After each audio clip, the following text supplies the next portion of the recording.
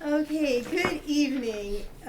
I'd like to call the, what day is this? November the 4th, 2020 Zoning Commission meeting to order. Beavercreek Township Zoning Commission to order. 2021. 2021. Did I say 2020? Oh my gosh, it's like dog years Yeah, right we're now. not doing that. 2021. 2021 is not really shaping up to be much better. Do we need to do it again? I believe we've got it. Okay. Roll call. Yep. Mr. Axel? Here. Ms. Horton? Here, Ms. Stalter? Here. Mr. Geis? Here. Mr. Brown? Here. Motion to approve the agenda. I'll make a motion to approve the agenda. Second. Mr. Axel? Yes. Ms. Horton? Yes. Ms. Stalter? Yes. Mr. Geis? Yes. Mr. Brown? Yes. Okay, so this is a major modification meeting, so therefore we had to send information out, correct? That's correct. We mailed Okay. out. So we actually have 3 cases before you. The first one is a major modification, and so notice was mailed out within 500 feet of the boundary of the parcel. Say that again. Notice was mailed out to people within 500 feet of the boundary of the parcel. In the proper time frame. Correct, yes. Are you ready for the public notes? I believe so. Okay. So for our first case, case number 671-12, the applicant TEB Realty of Cincinnati, Ohio, with the approval of the property owner Kerwin Pink LLC, is applying for a major modification of a previously approved specific site plan for a long-term care and rehabilitation facility. Facility is to be located on a 20-acre parcel within the Stonehill Village Master Plan community. The current Greene County parcel ID number is B03-000-200-4300-15300.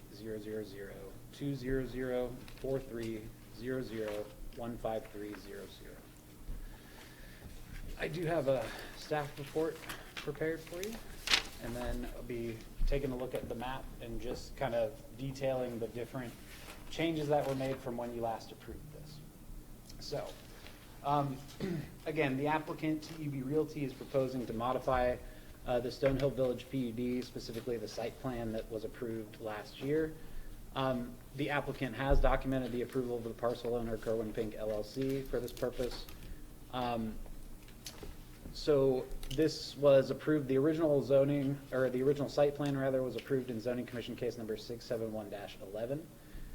And the resolution approving the site plan is available. It's within the case packet as well. A little bit of context, the original approval of the specific site plan did include several conditions which had to be met for the operation of the proposed facility to commence. Condition number 6 reads that it requires final approval of the site plan by any agency or entity having jurisdiction over the project. One such specifically named agency is Greene County Regional Planning Commission. The modifications proposed in this application are the direct result of the applicant complying with condition number 6 of their original approval. The applicant has had their subdivisions preliminary plan approved by regional planning. That was also in your packet. And that plan is available for review. So all proposed modifications here result directly from the approval process through regional planning. They were all the result of requirements from either the engineer or some other agency or entity that makes up the Regional Planning Commission. This configuration of the parcel and roadways has been approved by the Regional Planning as a preliminary plan. So really, this review by the Zoning Commission should serve only to validate the regional planning process. Each of the proposed modifications has been approved by the Greene County Engineer, Sanitary Engineering, Health Department, and all other agencies that participate in the regional planning review. Staff does also participate in these reviews and offers feedback. So this includes staff recommendations throughout the process about making sure that it stays true to its original zoning approval. So let's get into the specific modifications made. The first, we have 3 major changes that we need to talk about. The first one, the most important one, I would say the most drastic, is the adjustment of the entry drive location. So if you remember when this was originally approved, and I'm going to go ahead to the photo or the drawing here. So when the plan was originally approved, this was the position of the entrance boulevard. That was based on plans that we believed were the approved roadway that would bring Dayton Xenia Road up and over across to where this new Overbrook Boulevard is going to be situated.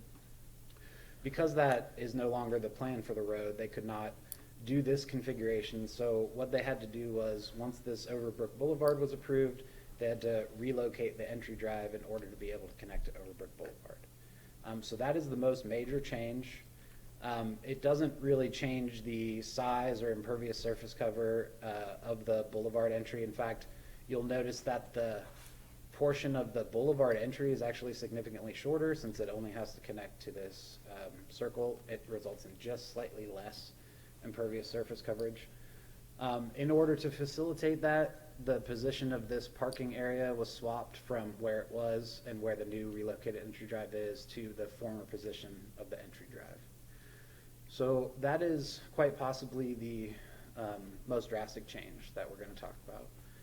The second change is that there was so basically there was some negotiations between the developer and Beavercreek School Systems that resulted in the placement of this emergency access drive. We know that a temporary emergency access drive cannot be the only secondary entrance point as part of one of the conditions of approval. This was added to fulfill two conditions. One, that the walking path from Claiborne Greene be continued around. This will be accomplished essentially when this piece is developed. There's an agreement between the school and developer to continue this trail and connect it with the trail that would then essentially continue all the way out to Trebine Road. It also serves as a temporary emergency access drive while the secondary roadway is constructed. It does not allow for operation that way, but it does allow for if an emergency vehicle needs to get to the construction site for some reason and Overbrook Boulevard is blocked. So that is its purpose. The agreement that staff has looked at between the school system and the developer shows that this will be kind of retrofitted as a full pathway. There will be some removal of some bollards and some other things that would need to be part of its emergency access drive function. So the third major change is the addition of 0.27 acres to the proposed parcel. If you remember, this was a rather square or rhomboid shaped parcel. This bit here, this 0.27 acres, needed to be added to the proposed parcel so that it could have frontage along Overbrook Boulevard. Because there won't be any additional impervious surface, it actually slightly lowers the density of this, the impervious surface coverage and things like that. There's more open space than there would have been otherwise. So those are the three major changes we're talking about. Again, each one of these is the result of required changes from the Regional Planning Commission. Regional Planning Commission, well, specifically the Greene County engineer, disapproved of the original proposed road modification of Dayton Xenia. That led to roughly a year's worth of negotiations between the engineer and the developer to finally arrive at this proposed road location. And I want to show that to you in full here, just so you get a sense of the kind of the whole plan, as it were. So this is the approved preliminary site plan from Regional Planning for the entire subdivision known as Bluegrass Crossing.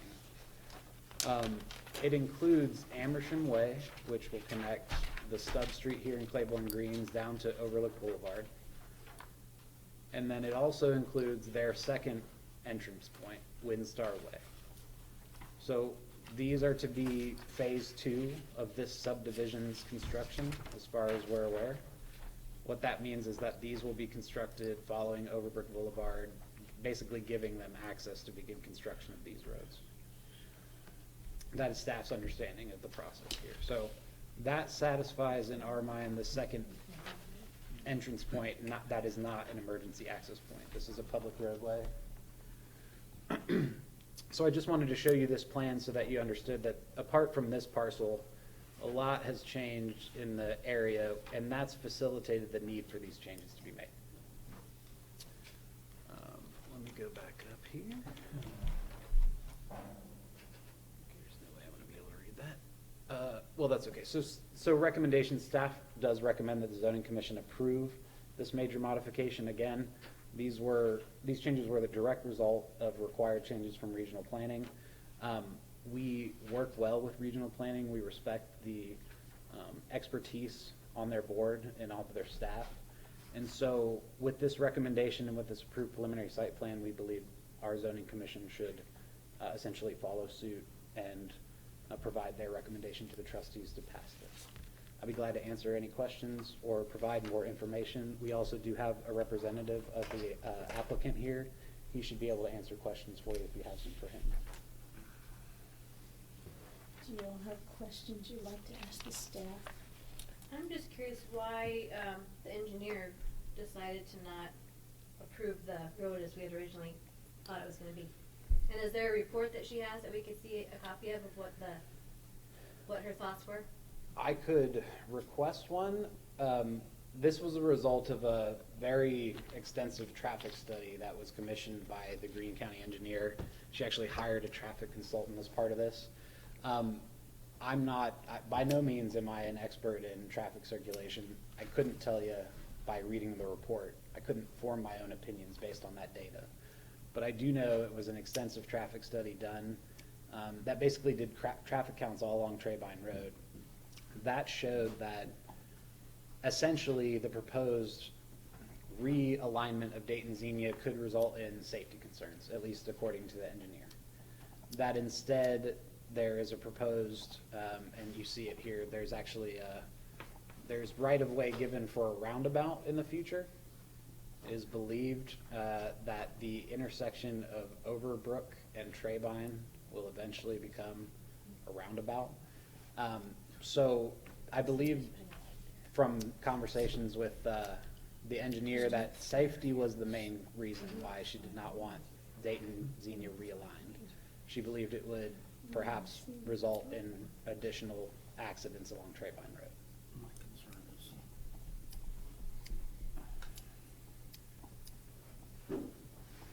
Are there other questions? No question yet? Kind of forming it? well, I did, right there where your cursor is, Max, Okay.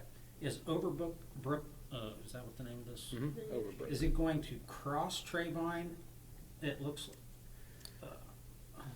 Right I mean, now, I know that's just a little triangle piece of property there, I don't know where it would go. it does appear Right. that there is a Connect it. connecting road here, or at least one proposed, although our understanding from the developer and their broker is that kind of that area is in flux. They're maybe identifying a user and kind of determining what they want to build there. That would determine the eventual road configuration in that triangle area. There has been discussion about perhaps some sort of crossroad, but it's really too early to say what might go over there until. And the a county plan. engineer, on her traffic study, has no issue with two major, I mean, right there, and Dayton Xenia, I mean, that's only gonna be 500 yards apart. I don't know what the distance between. It's been extensively studied by her and her traffic engineer. So there's been no, she's expressed concerns overall. Maybe it'll facilitate something happening with the intersection of Dayton Xenia and Treybine. I don't know.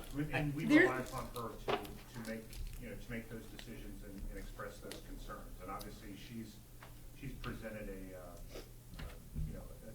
approval of this configuration. So, if there is a possibility of that becoming an intersection to the east, that is approved and been considered by her and her traffic engineers.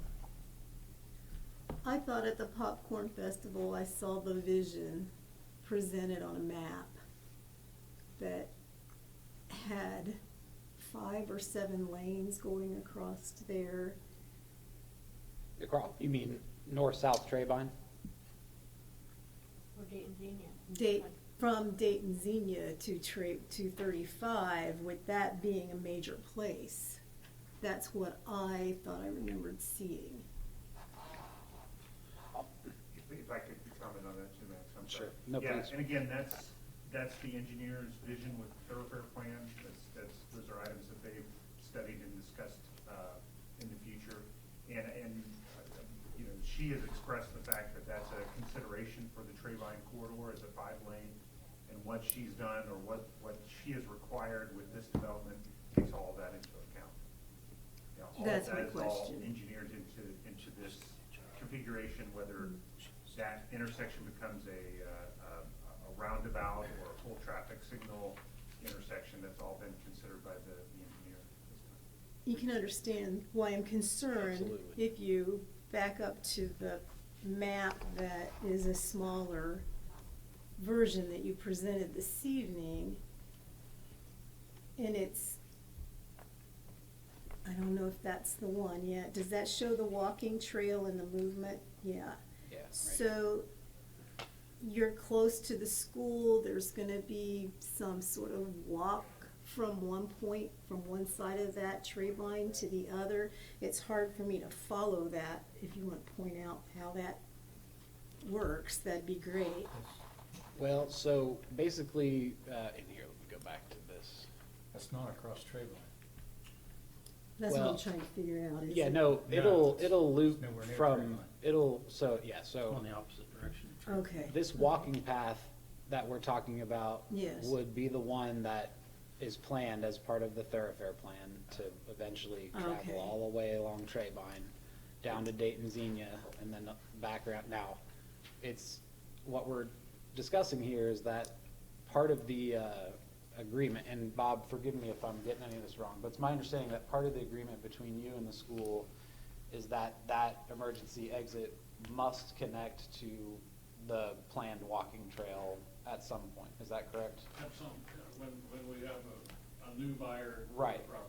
So it's dependent on this parcel south of Overbrook Boulevard or some, section Which is there. that 2.5 acres that you were referring to, yes? No. No, this entire area south of Overbrook Big Boulevard field I uh, see. is just Okay. open right now.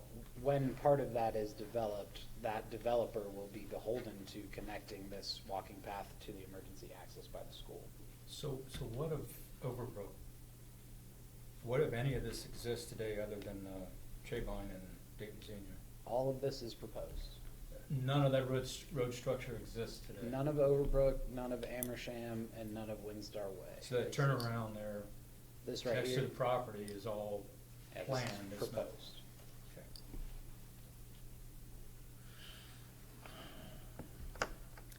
Any other questions? I don't think I was present for the original site plan hearing. That's correct. What was the original configuration? So this Overbrook did not come to Trayvine? at that time? Overbrook was not even part of the conversation. The original It's just straight configuration. south to, Dayton Xenia was, so here, let me try and visualize this for you. The original plan essentially had a road, Dayton Xenia begin to curve up about right here and then go across the property to basically what Overbrook Boulevard would be at this point. But it just, instead of being a separate road, it was the extension of Dayton Xenia, and then at this point, down, somewhere in this area, it would be cul-de-saced, and somewhere across Trayvine, it would be cul-de-saced to Dayton Xenia. This would become the new cross street. That was the understanding at the time of what the roads would be. Obviously, things have changed in that. Did the traffic analysis report decide not to connect to Dayton Xenia? Is that one of the findings? Yeah, that was so the traffic study was done, and my understanding, not only, but partially to refute the idea that this Dayton Xenia was the correct road configuration based on traffic patterns. So that was at least one of the reasons, one of many, to begin that traffic study. Does that make sense? It was almost a response to these plans moving forward. It made it more urgent at that point. so So Dayton Xenia would have moved north, basically. and Yeah, be it would have recon- just popped up, and then their old boulevard basically connected to it right about here. Got it. Yeah. And Amersham was still would have come down south and hit. I mean, there was nothing approved like that at the time. This is, the Amersham and Windstar Way were both approved as part of this preliminary site plan, so there were recent approvals. Got it. Yeah. And you say it's the intersection of Overbrook and Trayvine, that's the potential for a traffic circle roundabout? Yeah, Okay. there's future right-of-way devoted here, which at least opens the possibility for a roundabout configuration there.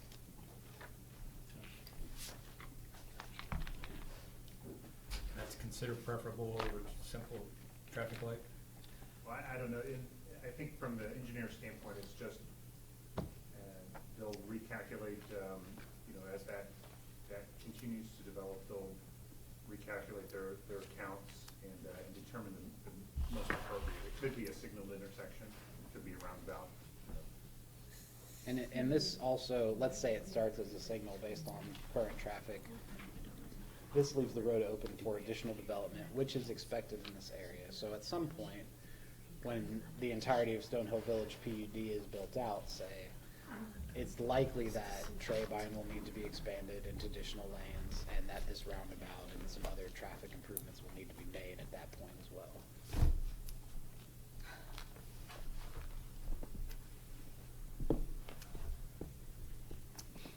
Any more questions, comments, thoughts? Will the land continue to be farmed between I'm not sure. Bob, can you subdivision answer that? and? What's the question? Will the land south of Overbrook continue to be farmed in the meantime? Would it be able to develop? I guess what he's asking is, until it's sold to a prospective developer, will that land south of Overbrook still be farmed actively? It will be farmed until we have a buyer. Okay. And it could be one buyer, two buyers, three buyers, who knows? Can I ask, what are the surrounding areas? Are they zoned that for what type of? Sure. So basically, this entire area here, actually, let me pull up the GIS map if you don't mind. I think this will.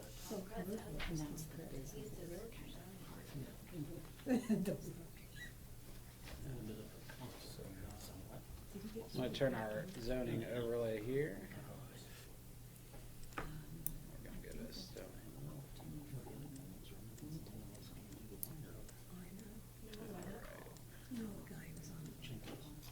So this is roughly the parcel or the area that we're looking at on that preliminary plan.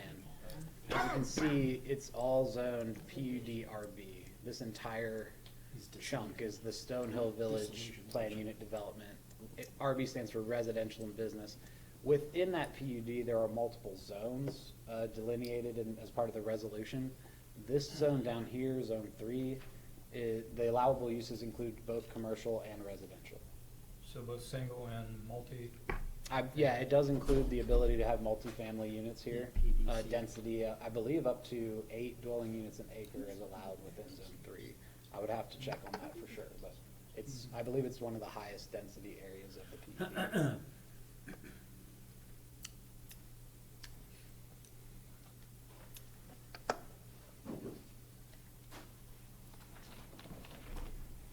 Seth, you have more questions?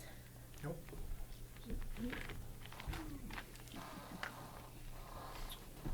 Do you have any more questions?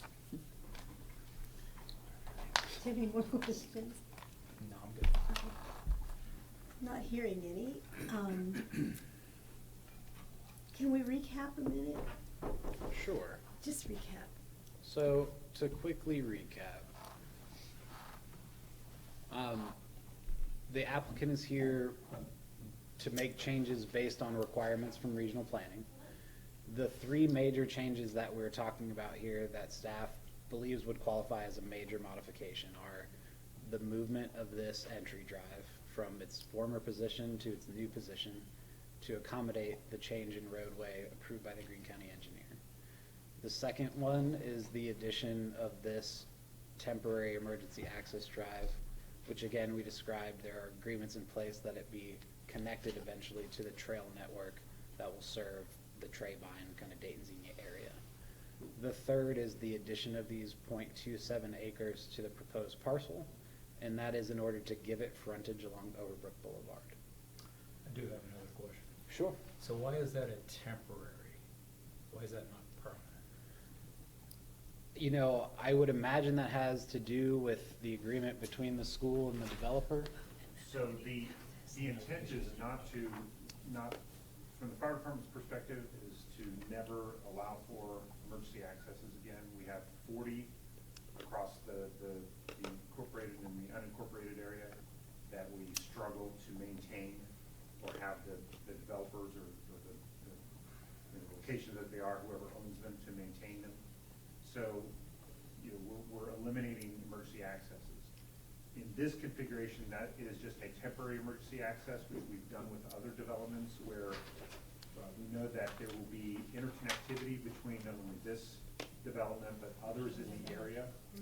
Yeah, and so that's why that's being put in place as a temporary. Once the interconnectivity takes place, then that will go away and become just a bike path. It's engineered and designed to do that, and it will look like a bike path as it sits now, but it's capable of holding on quick. So that's why it's considered temporary. It will go away. So the And wind stars, the second one. Yeah. Right. If I can make reference, yeah, for the secondary access. So Mr. Nutter's development just to the north here has a temporary emergency access. This was a number of years ago when that was proposed and approved. If you'll notice, there's a bike path that leads out to Trayvine Road from the southern part of the development south of the pond. That is a temporary emergency access. Once this portion is interconnected, these roads are all interconnected, that temporary aspect of the emergency access goes away, and the emergency access classification completely goes away, and it's just simply a bike path for them. Can you scroll that and show us where the roundabout would go then? Just to get a clearer picture. Let me just kind of reorient myself with this one here. Yeah, and I don't want to give the wrong impression. It may or may not be a roundabout. Yeah, exactly. It is just an intersection. So it would be, the intersection with Overbrook would be roughly about here. And again, that what's shown on there is just right-of-way that's already been donated in case of an expansion into a roundabout. Right now, we are not aware of any plans to turn it into a roundabout immediately. So yeah, that to give you a rough idea of where it would intersect, about right here. Any other questions? Thank you for recapping. Sure. The end result is every time I come down that road, I'm gonna be slowing down regardless. Well, you know, For safety. that's right. Whether there's a light or a roundabout, it's gonna slow Well, you and I down. assume this is showing a left-hand turn lane if you're headed into Overbrook from Trayvine. I And believe he's so, looking at It'll that, be yeah. required. Yeah. Yeah. It'll be required. Okay, there's so many lines on here, but Yeah, it is difficult to see everything, especially at the different lanes of the road here with everything going on. okay. Based on a traffic study, Just a traffic study. and a vision that has been proposed, are we waiting for funding for it? I don't understand yet. No, this, or I'm sorry, for which section, Overbrook or The the, whole area, So- really and truly. honestly, I believe that would be a better question for the Greene County engineer. I truly don't want to try and determine why her timeline is what it is. You know what I mean? I would be glad to pass along any of those questions, or again, like we talked about, have her come in and kind of give you an idea of the roadmap of, transportation development over the next couple of years, but. Well, I would just, I guess, like to understand why you would deem Dayton Xenia not safe, but then dump out more traffic on Trayvine, which has already been and continues to be developed on both sides and is like 50 miles an hour. While I appreciate this, I think it's important to recognize that the township, we don't have a voice in the placement of these roads. This is done at a county level, so I respect, people's questioning of why it was done that way, but truthfully, I think we're getting outside the realm of our purview when we're talking about why should this intersection be where it is or what it is. And that's difficult for me to bring up, but I do believe we're reaching that point where we're kind of That's outside of our okay. realm here.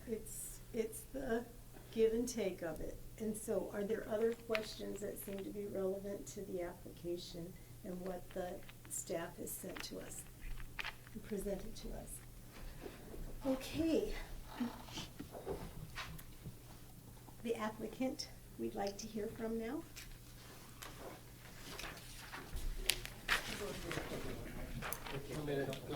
Yeah. Yes, please. And of course, state your name. Yep, all my that. address.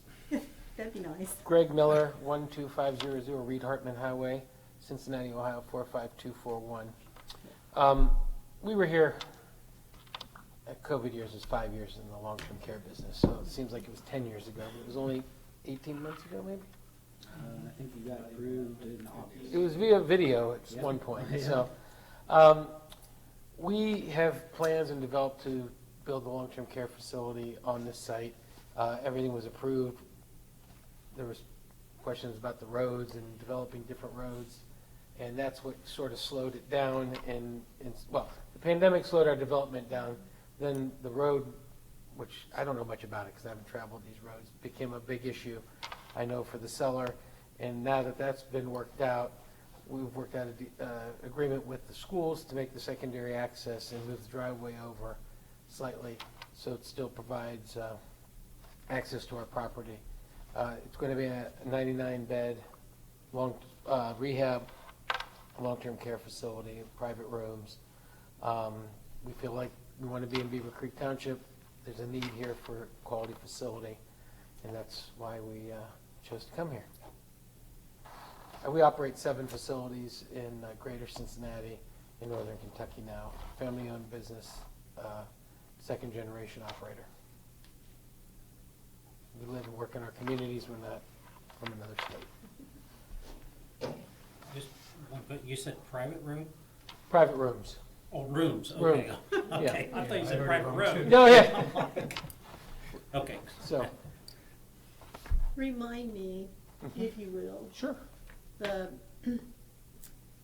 amount, that was phase 1, right? And the 99 bed is phase 1, isn't there additional potential? Well, we have an option, it's been so long, on additional land adjacent, these adjacent parcels that the other road would go through, right there. Okay.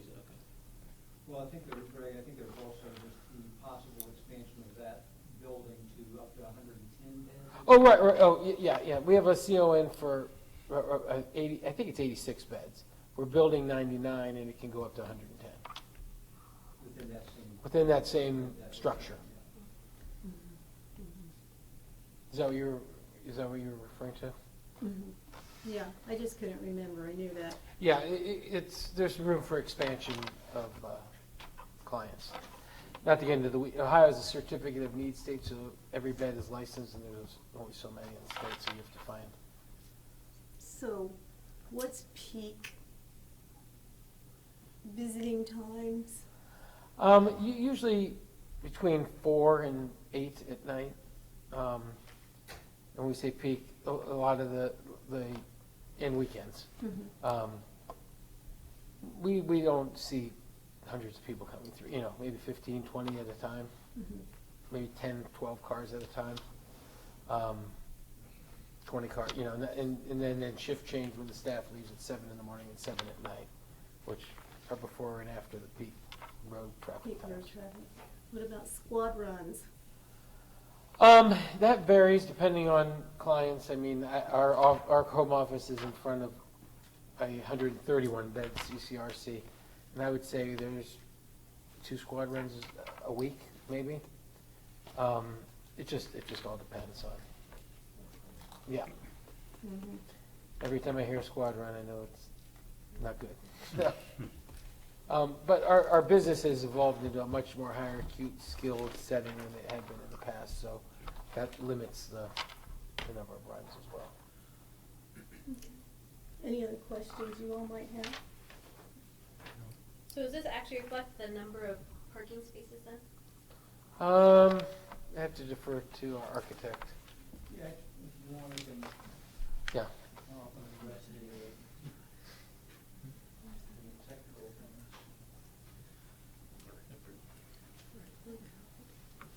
things. I'm Roger Nash with Withers Design Group Architects, 1250 Chambers Road, Columbus, Ohio, 43212.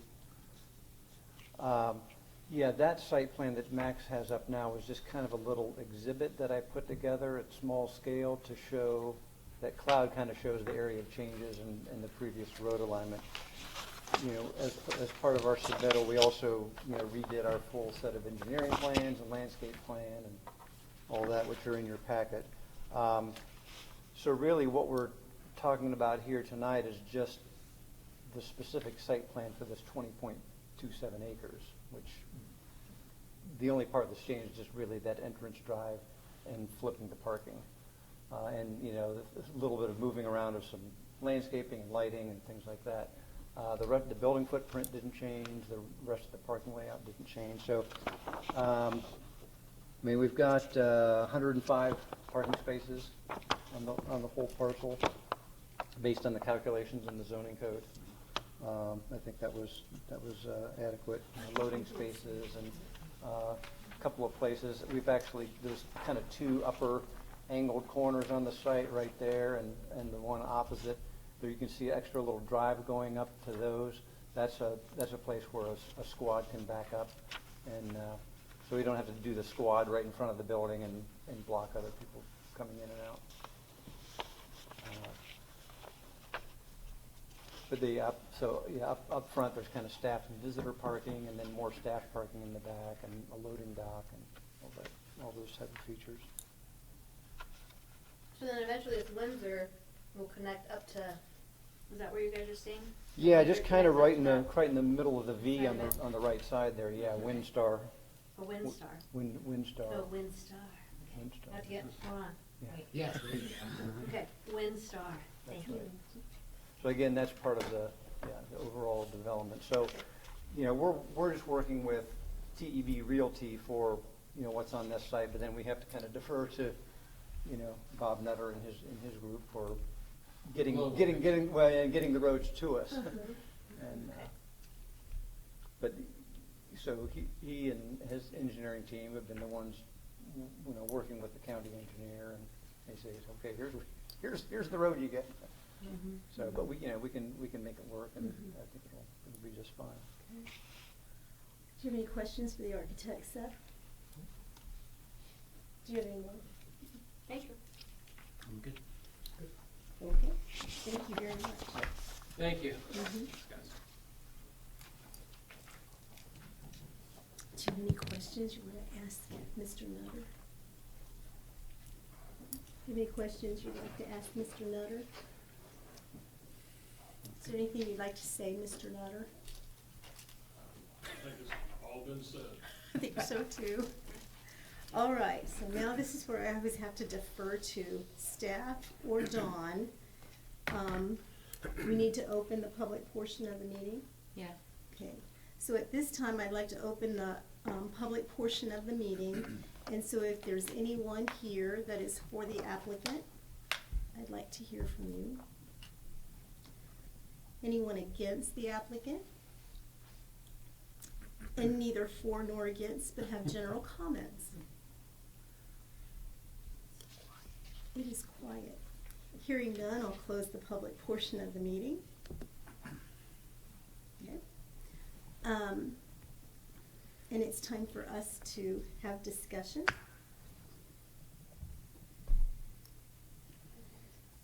anything to discuss? I'm good. Okay. At this time, we need to have a motion.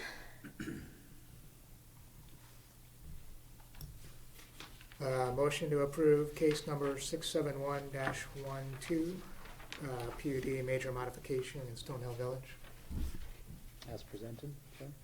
Hmm? Any modifications? Nope. Okay. I'll second. Mr. Axell? Yes. Ms. Horton? Yes. Ms. Stalter? Yes. Mr. Geist? Yes. Mr. Brown? Yes. All right, thank you, board. So congratulations, it was passed. We'll get you a resolution hopefully tomorrow, maybe sometime later next week. However, if you are waiting on that in order to submit it to building regs or anything like that, just shoot me an email and I will get them some communication, okay? If you have any questions, just let me know, okay? Thank you, everyone. Thank you. Just real quick, we still need to go to township trustees then? Yeah, you will. Essentially, we're going to be, let's see, it's the 4th, so we're looking at, we will ask them on the 8th to set a meeting for you.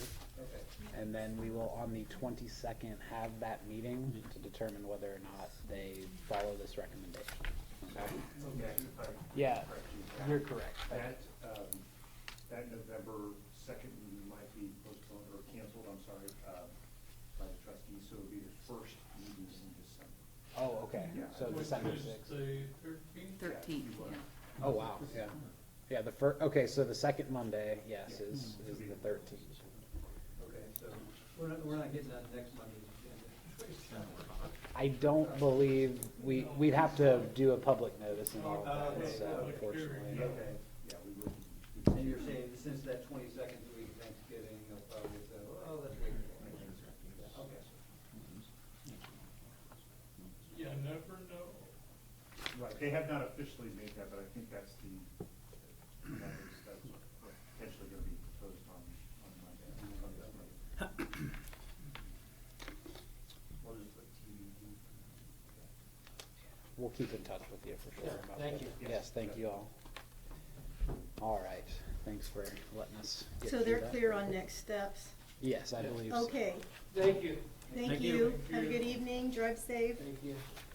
All right, let me pull up our next case here.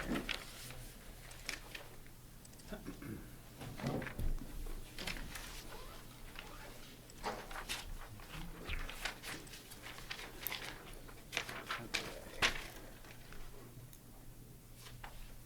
This is the, okay. Just a moment here. I'll read you our public notice very quickly. So, we have a continuation, actually, of case number 825, which was the omnibus update for the township zoning resolution. It's a text amendment. The Community Development and Risk Department proposes a text amendment to the Beavercreek Township zoning resolution. The proposed text amendment includes an omnibus update to the township zoning resolution, updating numerous sections of the document. This case was continued pending changes requested by the zoning commission from the original hearing date on October 7th, 2021. And what I've done, I am prepared, if it is what you request, to go through the entirety of it again, but I have highlighted the changes I've made to address your 6 comments. So what would you prefer as a presentation style? If I get a vote, the highlights. Second? Sounds like maybe the highlights is the way to go. So I was asked to address 6 issues that the zoning commission mentioned to me in the October 7th meeting.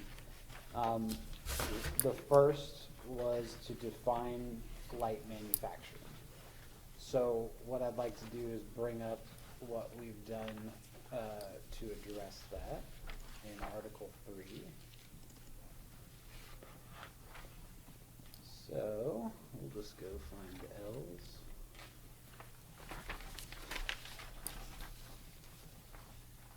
Okay, light manufacturing would be defined as manufacturing activity that uses moderate amounts of partially processed materials to produce items of relatively high value per unit weight. This was basically garnered from research we did in terms of other codes and what they define light manufacturing as, plus the industry kind of standard definition.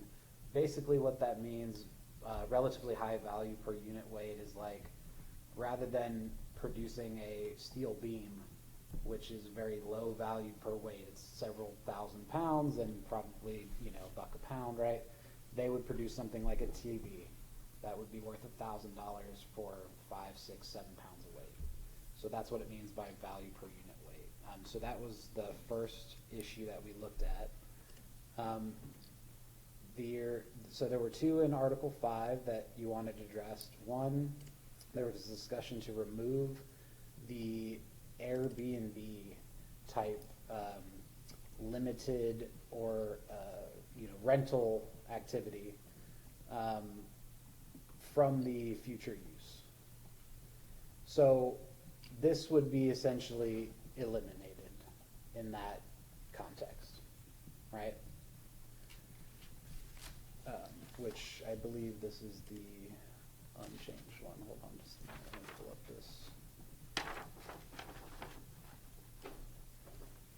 Yeah.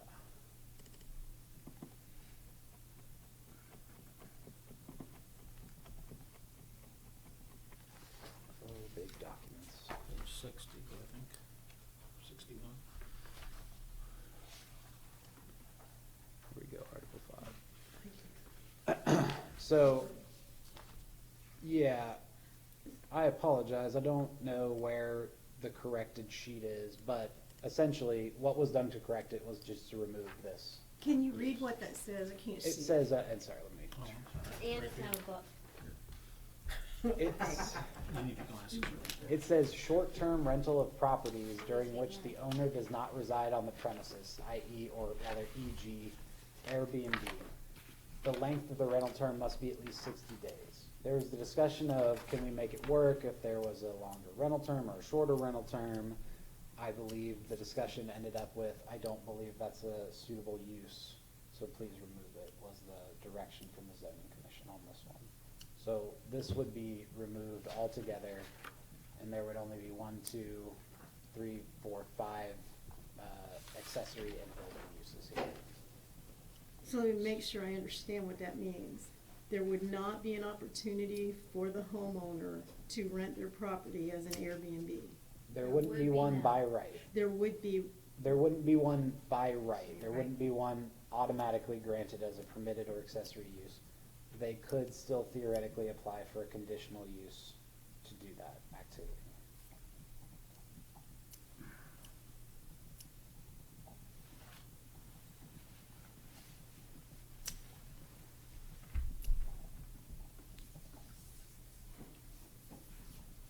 Well, we talked about like being affect people.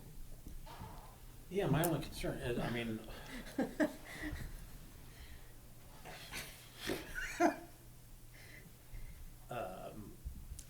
we can't ever go backwards in these decisions. That's the problem. And it may fit today, but that doesn't mean it's going to fit 6 months from now. Tomorrow, yeah. That was really profound. But it's the truth of that. Remind me, what was the concern? I know you raised it, and I'm not sure this is addressing it. yeah, I'm not sure now either.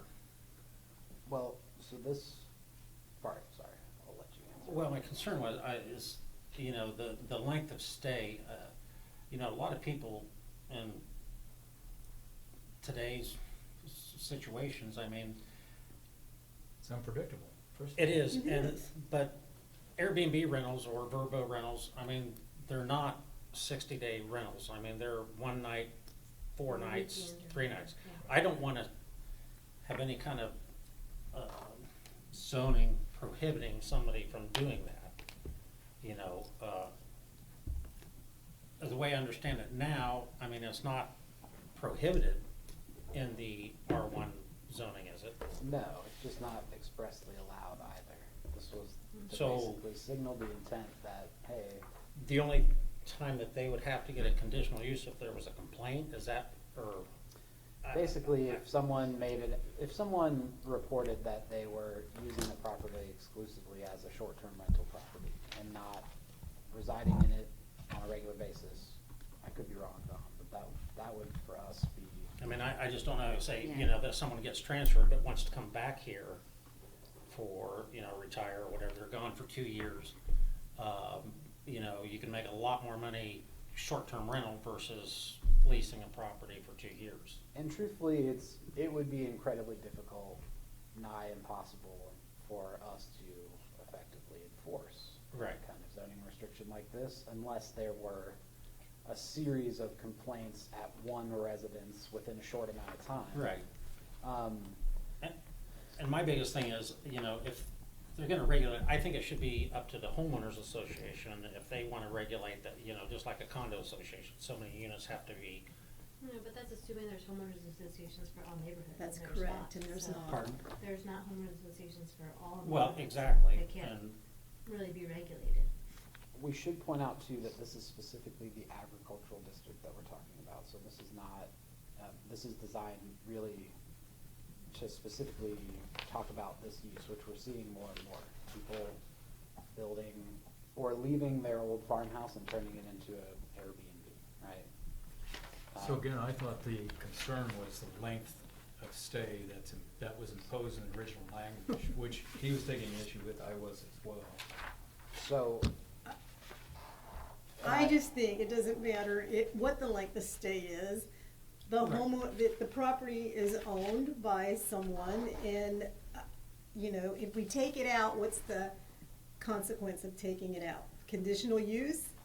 The consequences of taking out, the real actual consequences of taking out are nothing because it's not in there right now. It's a proposed addition. I mean, you said this is agricultural? Yeah, it's in the agricultural district. So it's, Then leave in it your out. table, it's actually authorized for the other zones. B2, B3, B4, and O1.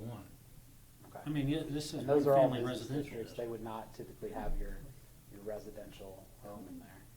Now, they might have business on the bottom, living space on the top. Is the R1AA, is that agricultural? R1AA is large lot residential, at least Well, then- 1 acre. Well, that's what this falls under, doesn't it? Yeah. Yeah, We're this is what we're we're missing under. I what mean, we're talking about. When you say agricultural, that's why I thought it was residential. Oh, Right there at the top. I apologize. I'm so sorry about that. You're correct. It's Article 16, not 5. That's ag, so I do Okay. apologize. That was my Regardless, mistake. we're taking it out because it's in the best interest of But I don't The even. home- the homeowners, correct? So- Okay, good, I'm happy now. Okay. So just for clarity, because this will have to be approved as amended since we are making changes to the original submission, Changes to is, changes. is the amendment to remove completely item 4? Or is it to remove only if the length of rental term must be at least 60 days? I think the entire, I think the entire thing, since there's no. we don't want to restrict. It's not, it's neither permitted nor not permitted under R1 currently, and I think it should stay that way. I do too. Okay. Okay, Then that's how it will be submitted to the trustees if it's approved with amendments that way, with that completely removed. All right, let's see where we're at here. Let me get back. Where?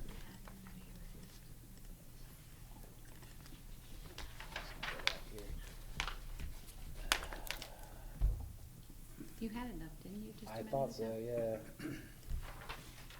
This is the text changes. You actually had it as There a you go. removed.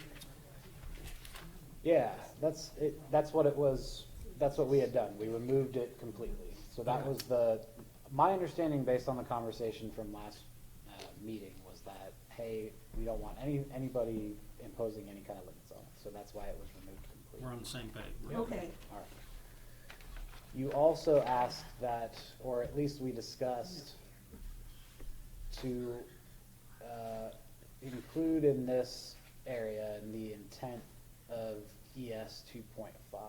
We removed this phrase, the protection of prime agricultural soils and other, and it said, would instead say the protection of irreplaceable natural resources. You requested that we put that phrase back in, prime agricultural soils and other, to signal the intent that ES 2.5 protects those resources. Does that still hold for what you would like to present to the trustees, what you're comfortable recommending? Okay, so that was removed, or rather placed back in. So there will be no change to that number 3, essentially. Oh. Yeah. Moving on. Okay. We also had, so you asked for data, and I want to bring this up because you asked for data on the BZA variances that were granted. And what I've provided actually, because we did not base, we based the need to make this change on the fact that several BZA variances were granted. However, we based the language on a study of surrounding jurisdictions and how they control for the size of accessory structures. Oh, sure. I'm so sorry. Yeah, I forget I have pretty decent eyesight from far right. So. And you're looking straight at it. Oh, that's true. You guys are on a bit of an angle, huh? So essentially, we looked at Xenia Township, Sugar Creek Township, the city of Beavercreek, the city of Xenia, Bellbrook, Fairborn. We kind of synthesized all of their different rules for accessory structure limits. This was a report generated by our intern Cody Pack last year, or at the very beginning of this year. And basically, he synthesized that data and ended up with this suggestion that we basically combine into so we keep this, but then add with lots of 1 acre or more accessory buildings can add up to a maximum of 20% lot coverage. That was his original suggestion. We workshopped that as a team and decided to take that to what it currently is, which we think controls better for both the very small lots and the very large lots. But we talked about that last time.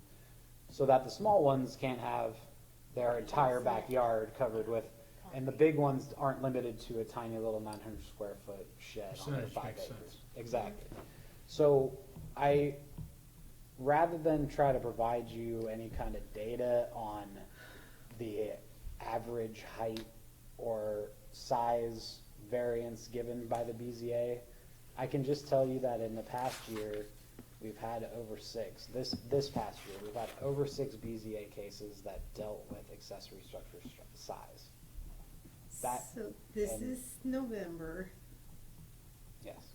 so you're saying 2 a month are coming? Yeah. No. No. One every 2 every months. other month. 1 every other month. She's not getting Sorry. No, it's okay. But I'm just trying to see the impact and how much that is.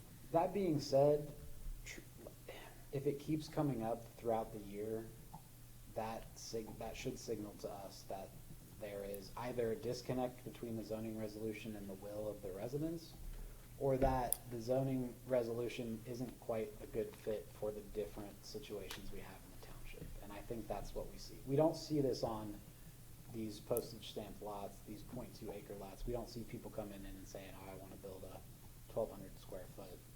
So it's they don't larger exist. lots that you're saying? Always larger lots that they've got 5 acres, they want to put a 1,600 foot pole barn.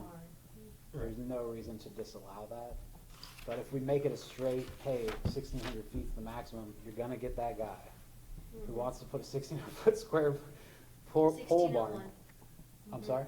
Yeah, 1601. He wants to put 1,601 square foot.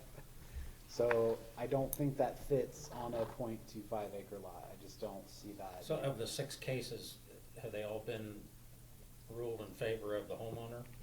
That's correct. Each one was granted. My staff report on each one basically included the idea that having someone with 3 acres limited to 900 square feet is not. Yeah, I agree. Yeah. I'm actually one of those guys, and it was like 2 years ago that I suffered the same problem. Yeah. Same challenge.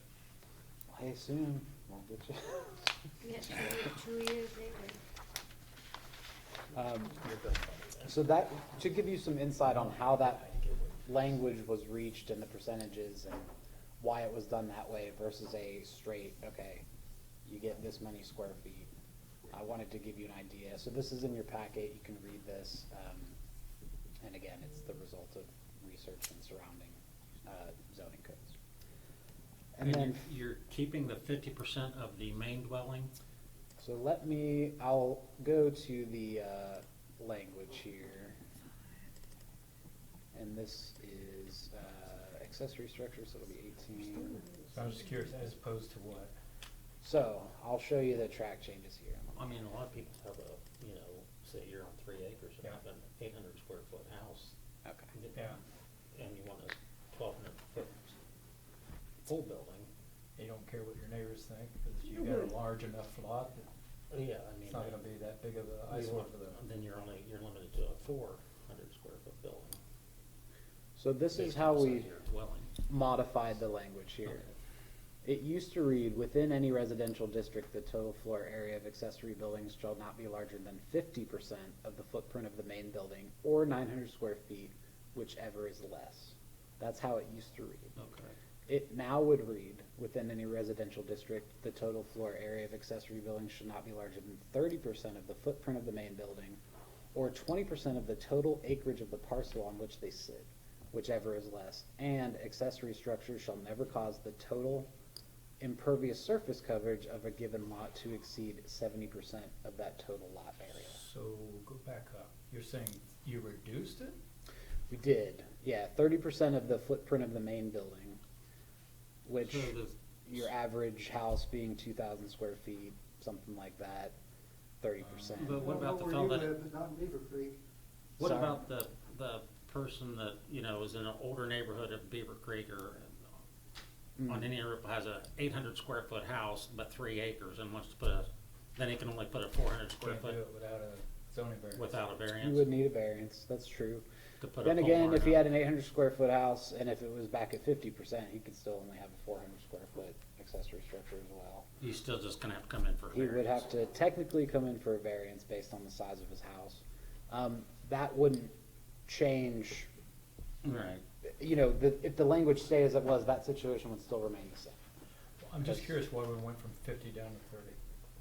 We want to limit impervious surface coverage in densely packed neighborhoods, so we want to limit the amount of roof and things like, so you got Nathaniel's Grove with Well, parcels. doesn't that your are- other qualifying factor resolve that?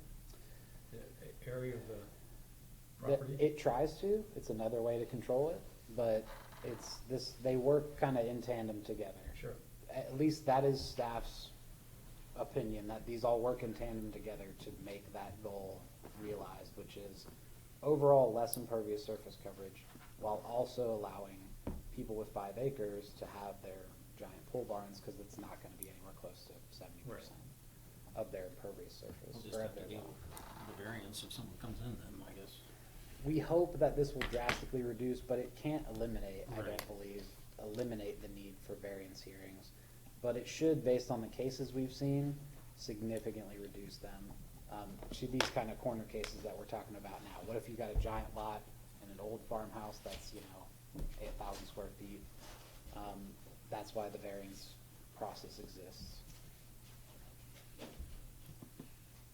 So, unless there were any other questions, comments about this area, you had one more that you wanted to see. And just one more thing, I mean, this is in residential R1 zoning, or, Yeah, within any residential district. okay, Now, since agricultural, one of the permitted uses is residences, it is classified as a residential district. For the purposes of this zoning resolution. But if they're using a pole barn for an agricultural use, Right, they'll get the ag exemption. we can't okay, that's what I, that's what Yeah. I dictate thought. it anyways. If Yeah. it's a home and it's a residence, and that's the function of that lot. It doesn't matter if it's zoned A1 agricultural. That's Yeah. still for residential purposes. But the farmer that has 500 acres, He can build whatever he wants, and Right. we can't tell him Yeah. anything about Okay. it. So, That- yeah, one of the beauties of Ohio Revised Code. So this is for the homeowner that lives on, On a large lot 1 to 5 acre lot. that wants to have accessory structures, maybe 2 or 3 across the lot for various purposes, that would still result in like a 20% impervious surface coverage overall. That shouldn't be, at least in staff's view, that does not contribute to the kind of issues of too much impervious surface coverage that say that 2.5 acre lot with I mean, even with a 900 square foot shed on a 0.25 acre lot, that's huge when you think about it. That's massive. I don't think that should be allowed by right either, which is what we've tried to. So just a sanity check, I still would have to come in for a variance when I built my garage, or as my neighbors like to call my barn. no, the way I'm I have hearing a this, 4,000 you square wouldn't. foot property at 30%, that's 1,200. I got a 1,500 foot You have square a foot. 4,000 square foot property? your house. Main, That's Okay. what he's saying. the livable space. Gotcha, okay. So you're talking about the 30%? Yeah, and in your statement, whichever is less, so that's the defining factor, not the fact that I have 3 acres. See, So, that's what I'm hearing I'm too. happy to consider whether or not moving that from 30 to 50, or from 50 to 30 was correct. I just don't know if you did any scientific analysis on that, or you just came up with, how did you come up with a 30? So we looked at what we were concerned mostly about, Ben, was impervious surface coverage on small lots and then these large lot cases. We look at our average parcel size on some of these PUDs. The average is between 0.2 and 0.3 acres. That's very small. And so if you take 30% of 0.3 acres, hold on. But you convoluted acres with the size of the building structure. Well, we I'm not also, talking again, about we're talking about also impervious surface coverage in the same thing, so we Right, looked but I'm at. just focusing on the footprint of the property, not the acreage, Oh, of the the building structure. I'm looking Gotcha. at the 30%, not the, Okay, I think you're okay with the 20% of the total acreage. I'm okay with that. It's the main building. I'm just square trying to get to the main building, how you came up with 30%, because it was previously 50%. that's correct, it was, And again, that's a pretty drastic change to go from 50 to 30. and it's not, let me say, not a change that it's not a hill that I'm willing to die on, so if it's clear that that's not the. Nor am I, I'm just. So we did go round and round about how we were going to arrive at logical numbers. Right. And I was the one that kept going back and saying, I have to live in the square foot thought process because that makes sense to me. So what is reasonable? Let's think this out loud for a minute. What is reasonable on a 5 acre lot? You know, an extra garage, a double garage, or a double garage, a place for a boat, plus a place for an RV, plus a place for the, you get what I'm going at? Like, what's logical? And if you keep it huge, that's what you're gonna get. And I think that's, you know, if I've been paying attention to zoning all along, you don't like that. That's not the, you know, growth mindset. We have to keep it Prettyville. We don't wanna keep it all done up, right? So how are we making these decisions at this point? So, okay, that's a pretty broad question. Sorry. How are we making which decisions? Specifically this one? I think we're back at the 30%. I'm sorry. So again, the 30% was a staff synthesis of surrounding zoning codes, and then also what we believed would fulfill the goal. I'm not gonna try to pretend that it's based on stacks and stacks of empirical data. It's not. We didn't go and Right. compare, you know, all the different lots, and we didn't do anything like that. we took a 1,000-foot view of it.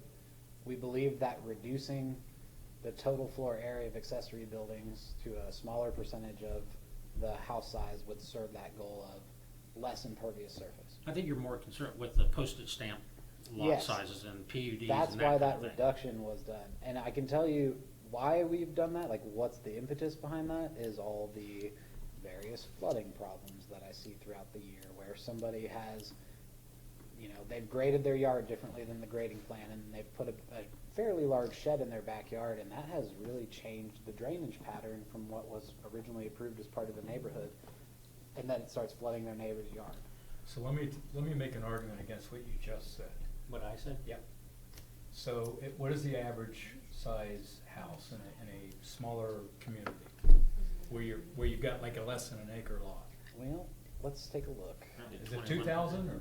I'd say 2,100 square Yeah. foot maybe. So what's 2,000 times, that's 600 feet. That's less than what they're permitted to build today. That's right, 600 square feet. Yeah, today Well, they you can live have, with you don't numbers need a that- variance for anything larger than 900. Right, and I think that's what they're trying to stop on the, It's going in the opposite direction. You've reduced the size that they're authorized Cause it to was build. 900 is what he's Um, saying. You went from 900 down to 600. They want to reduce the number of variances. This is going to increase the number of variances. Because of the 30 versus 50%. exactly. well, If it you was, can look at it that way, or you can look at it that the 600 is, someone's gonna look at it and say, okay, I wanted a 900, but I can only put a 600 square foot, so I'm just gonna do that instead of. no, they'll trying come to in get for a rid of- variance just like I did. They'll try to build the size that they want. Well, you're in a different, because you're on 3 acres versus an eighth of an acre. No, I'm just looking at that percentage of size of the house. Right, I understand. I've discounted the size of the lot. I'm just looking at that one parameter. Well, I think that's what the whole The whole point is staff the is, size of they're the lot. concentrating more on the postage stamp lots. They, Don't I want think them we to- missed the point from what I heard was they had 6 requests this past year. So Easy. far this year, we've had Yeah. 6. yeah. Okay, and they were all for variances in the size. Mhm. And what were the typical average size? So we had everything from 1,200 up to 1,600. 16, okay. And they were all approved. So That's if we reduce it from 900 down to 600, do you think they'll not be approved?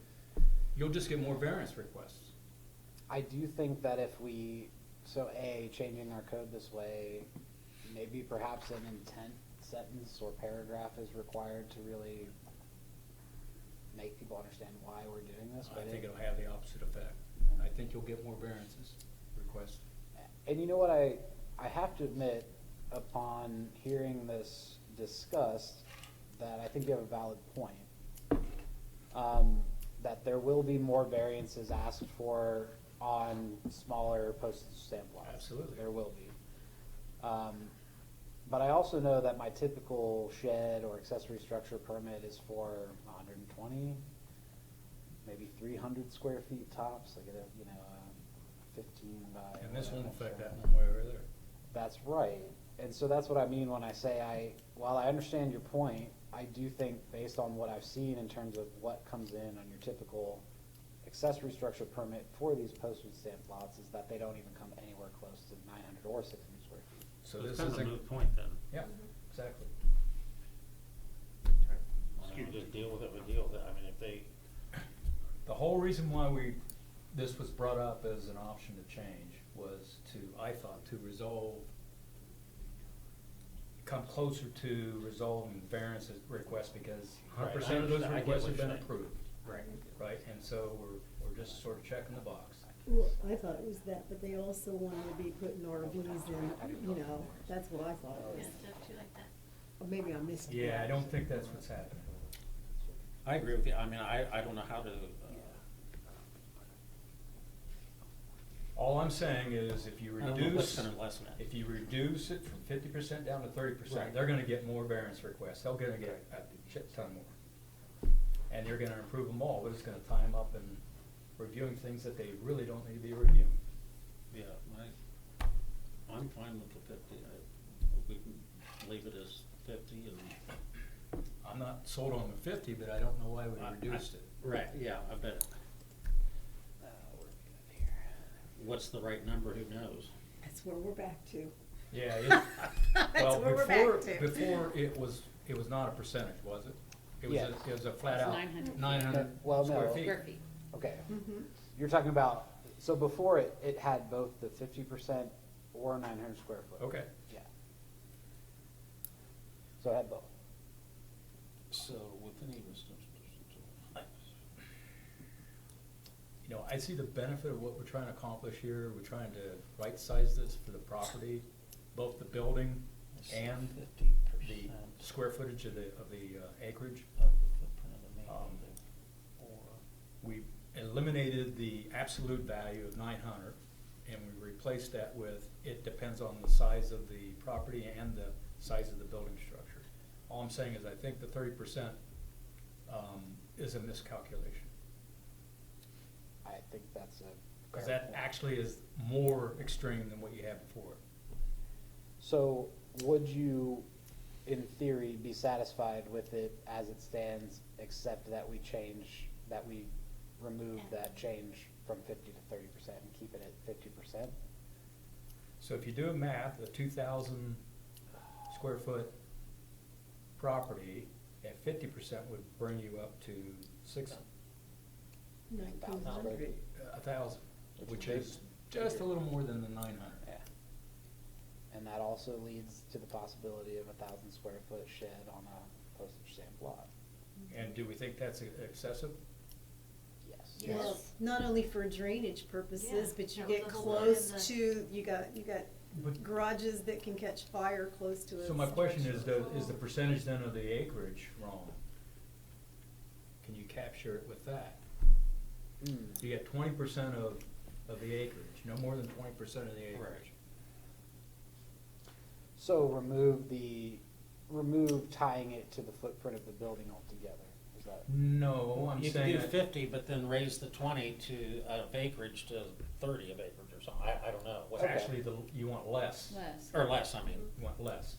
Instead of 10%. 20, it might be, I don't know. 15%, whatever. I like 10. Go on the acreage side. No, I think instead. I think what they're saying with the 50 and then lowering that down to 10, I think that makes sense, and that will help alleviate what you're wanting, because that makes it so when you have a smaller lot, you can't put a big Yeah. chunk of property on it. Right. Okay. I Shed. love your math, I love your logic, I just don't think it did exactly what you were looking for it to do. I appreciate that, because I'd rather have it do what I want it to do, than be right, you know what I mean? So now we gotta go, just for my head, okay? Back to the square foot would be being asked for, so that we can see if that really is going to lower the number of applications that are coming. And is that relevant? I mean, that's what the appeals, that's what they do. Sorry, I one mean, more that's time. that's part of the purpose, is for them to review,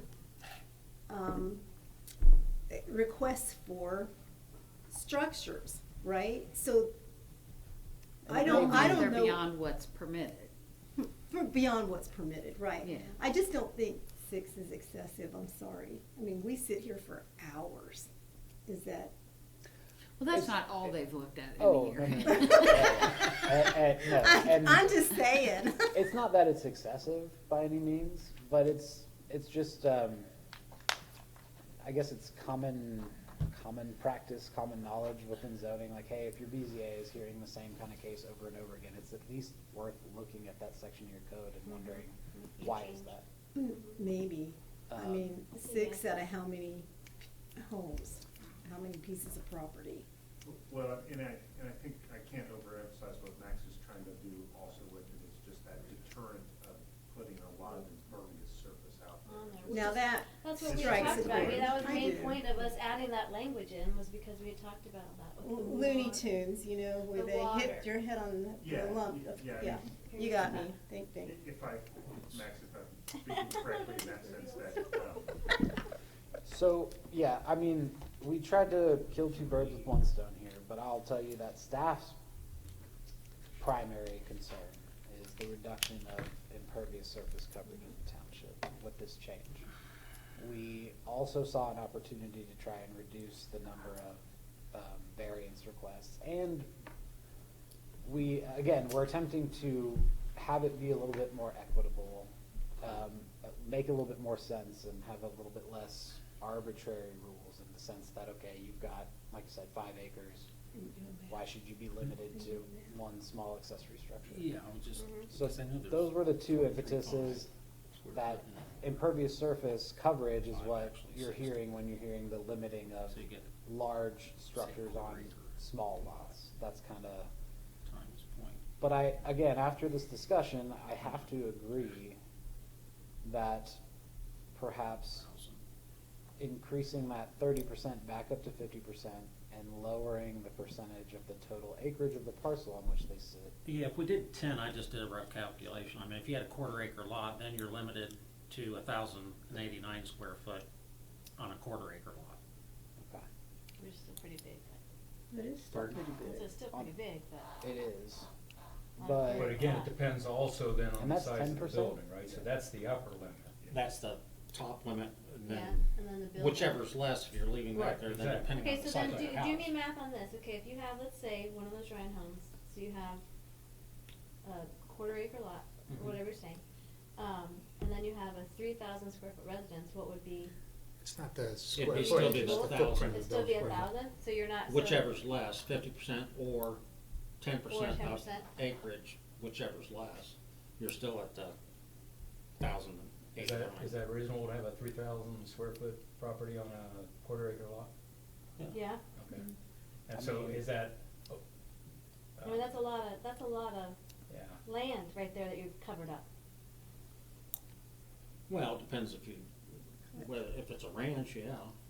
Yeah, well, I don't see it being that. I mean, it'd be a 2-story, but either way, that's still a lot of, you know, you gotta, okay, 2-story, you gotta figure that'd be 1,500 square foot footprint. Then another 1,000 square feet building Well, you could this have is- on that quarter-acre lot. That's a lot of coverage. 5%, I'm lowering it now. Not an easy problem, is it, Zach? It's not, and oh wow, that's so funny. I'm sorry. So my on name's a Max. quarter-acre lot, you basically sorry. have. That's all right. That's all 12 right. It's Max. just Keep that going, somebody in Zach. BZA called me Sam last week all week. So Hey, Max. sorry. Sorry. No worries. No worries. Size of the house. I'm in my last meeting. I get that. So, okay, if I can try to synthesize what we've been talking about here. Well, I'm just saying, you get a quarter The- acre, you get 10,800 square foot, then you Okay, and get then the you have- 3,000 You have 3,000, footprint. yeah. So you're 78, and then you're about half So of that, your so lot is that's a covered. quarter, yeah, yeah. Why not do something just like Xenia Township does, where it says maximum percentage lot coverage of 15%? Or 20%, or whatever it is. If you're focused on impervious surfaces, that should handle, just keep it simple, that should handle smaller lots, Including the main structure, is that what you're Right. saying? total coverage of the Based lot. upon what that, yeah. So just Is that what there says, that the total coverage is? of the Maximum impervious? percentage of lot coverage is 15%. so they would be allowed to cover 15% of their lot in accessory structures. Total coverage. Sorry, So- I maybe read But I that. think, and with differently. Xenia though, I mean, it's hard, they don't have neighborhoods like Nathaniel's Grove and like that, do they really? How many, I mean, are we comparing apples to apples when we look at that one? I don't think it's apples to apples, but they certainly do have Was that Xenia neighborhoods that are Township, similar or to some of Township? ours. Township? Xenia Township, not the city of Xenia. Not the city. The Yeah, city is Xenia Township much more Well, then intricate. definitely does. doesn't have the kind of PUDs. The or- city talks more I mean, if about we- percentage where were we coverage at? of the backyard. We were talking about the Quarter acre lot, quarter you acre have lot, where were we? a 1,000 square foot shed, or, yeah, Which was how much percentage of land covered? well, a quarter acre, you're gonna have 10,890 square foot. You have a 3,000 square foot, then you have 7,800, and then another 1,000 on a shed, you have 6,800. I mean, half your lot is Half still, is a little over half a little over half is still open, but that's, open. but that, then that cuts into that of the 50% we were doing. Now, scroll down, accessory structures shall never cause the total, what are we saying currently proposed? 70. 70%. Yeah, so basically. Yeah, so, That also seeks to hit that small postage stamp lot problem. Cause that would've covered that then, with, Right. Right. yeah. Okay. Wouldn't have been allowed to have been smaller, I guess. Mhm. I don't know. I don't know if it's gonna cut But down yes. the people that come to, It may not, but I think it'll curtail a lot of the people thinking that I'm gonna have this little lot and I'm gonna build this thing on it, which was our point when we were discussing it to begin it with. really was. That and the water flow Yeah. from one place to And the we're next. impeding it by putting a bunch of concrete everywhere. You in the back, sir. Yes. I have a suggestion. How about if we eliminate the relationship to the size of the building and just legislated lot coverage? I mean, the purpose of doing this change in the first place had to do with the amount of impervious surface we have in the watershed. And that's its purpose wherever there's a limitation on accessory structures. So if the limitation on the size of accessory structures were related to the lot size rather than any relationship to building size, we would maintain a respect for wanting to limit impervious surface. It would still be a rational calculation that we would make. So, and am I hearing you say that we would say, okay, then regardless of the lot size, you can't have more than, like, just the end of it, 70% of it Well, covered, and leave it at that? What I've seen in the codes that I've administered is that total lot coverage, let me see if I can remember, it's been a long time since I worked anywhere else, but I think it was 50% of the lot size could be covered with impervious surface and 30% of the required rear yard. Required rear yard referring to setback. Yeah. So if there's drainage in the required rear yard, you keep a certain amount of that open and you can't build it. That prevents building accessory structures that fill the required rear yard. Mhm. We don't want that. We don't want accessory structures going right up to the fence lines. So, but we do want to eliminate, we want to limit impervious surface. So if we do that by relating it to lot size rather than principal structure size, we achieve the same purpose without the complication of having limiting someone to a tiny, Let me give you an to example. a tiny shed. Let me give you an Because the example that house is counters that. small, even if they have the property that can sustain. Let me give you an example that counters that argument. I'm sorry. Let me give you one example that I'm counters that sure argument. there are lots of arguments that can counter any formula we come up with. The reason we're here is that we discovered through practice that the code language we have in place now is problematic. I'm not arguing any of that. I can't imagine any code language that isn't gonna be problematic on some level. Well, and I guess I think my feeling is are the 6, do you feel like that's an excessive amount, like that have been out this year? Or do you feel like that's a typical amount? I mean, is it an outlier, like it's been a crazy, I want a variance year? I mean, I've only been here for 2 years, so I don't know if I could identify an Yeah, what would be outlier. But they represent, over half, roughly, Of of what they our receive? total BZA cases this year. I would say that's pretty consistent from what I mean, Yeah. I'd say probably in the, I don't know how many years I've been doing this, but I'd say it's probably half, Okay. yeah. And are you finding it's people that are on the bigger lots only though, mostly? So almost then, exclusive. you know, I mean, if that's really the trend, Mostly. it's, Yeah. I could almost. see putting in There's like that- a, Every like once in a while I'd you say, think that thing just like on a- that small lot. whatever percentage.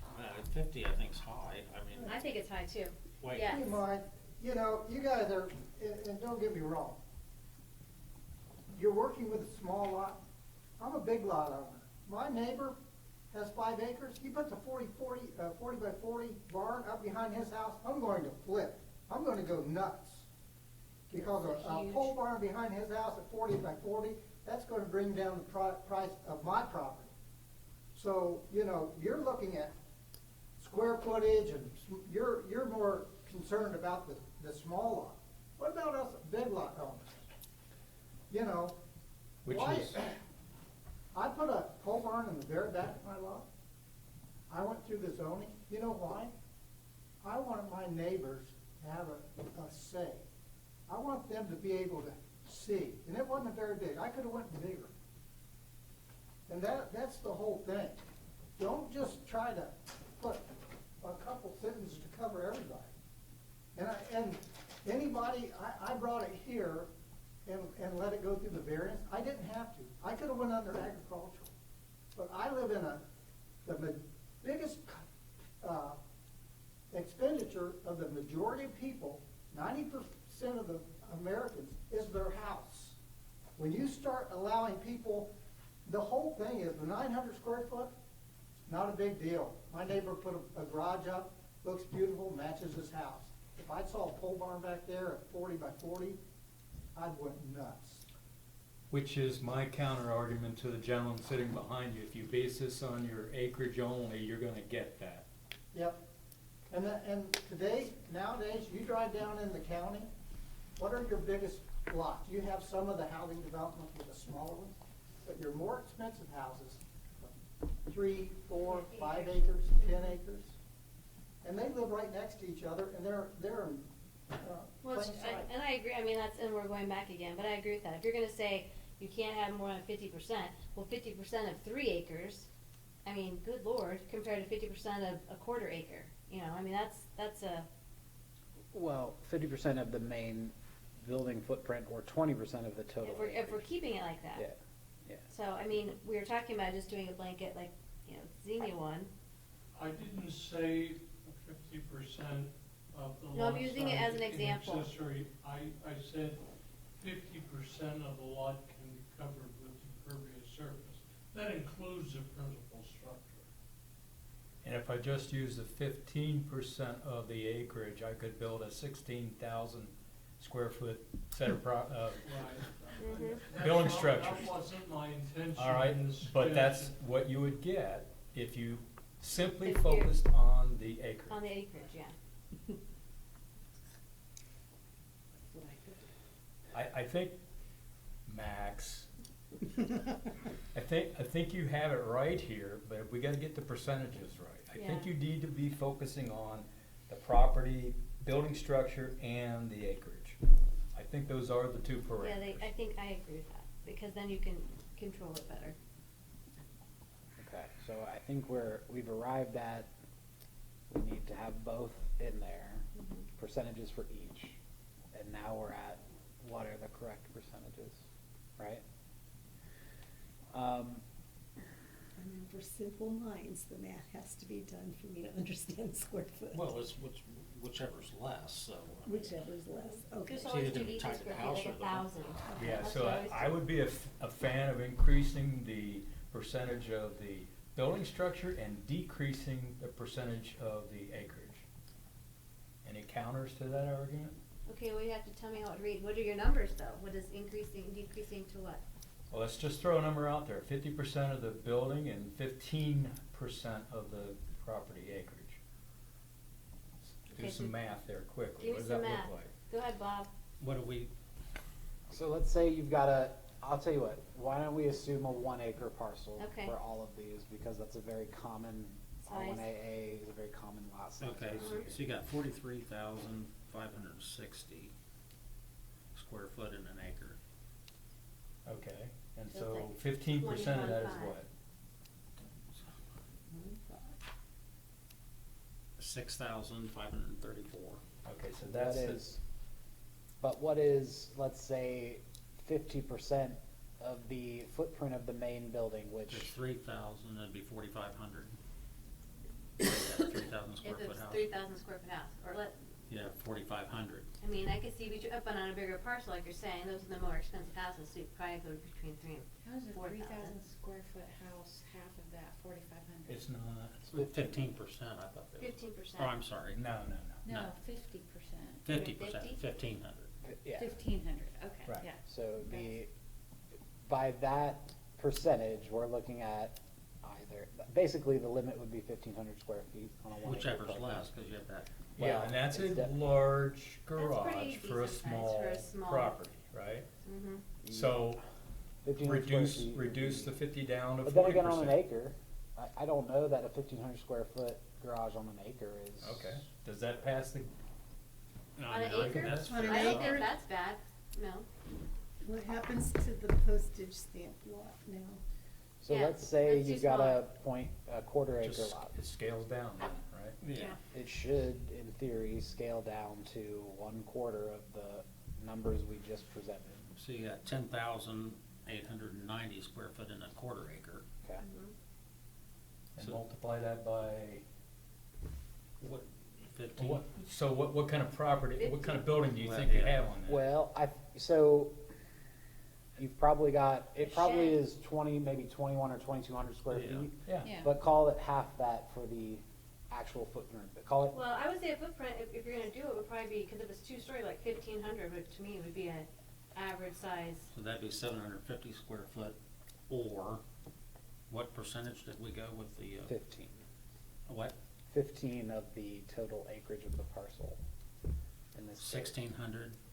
So it would be 33. 750, is that what you said? Is At that 1,500 square foot, half of that, if it's going on house Yeah. size, is Well, it'd be a- 750, whichever's less. Yeah, because it's on footprint of the main building, not Right. square footage. Yeah. Right. Yeah. So it'd be- Whatever's less, so it's gonna be So it would, 750 square foot.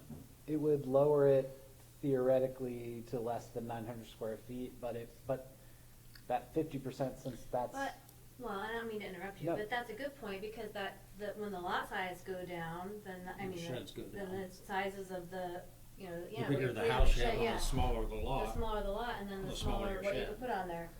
I think we've had 2 examples right now where 15 seem to promote the desired outcomes. Does anyone disagree with that? I'm fine with that, and now the Not a good sample next size. page. Well, I'm not saying we should make our decision based on 2, but I am saying that it So bears far, out. it Scroll passes the down there, giggle Max, test. on that, the accessory structure shall never cause the 70%.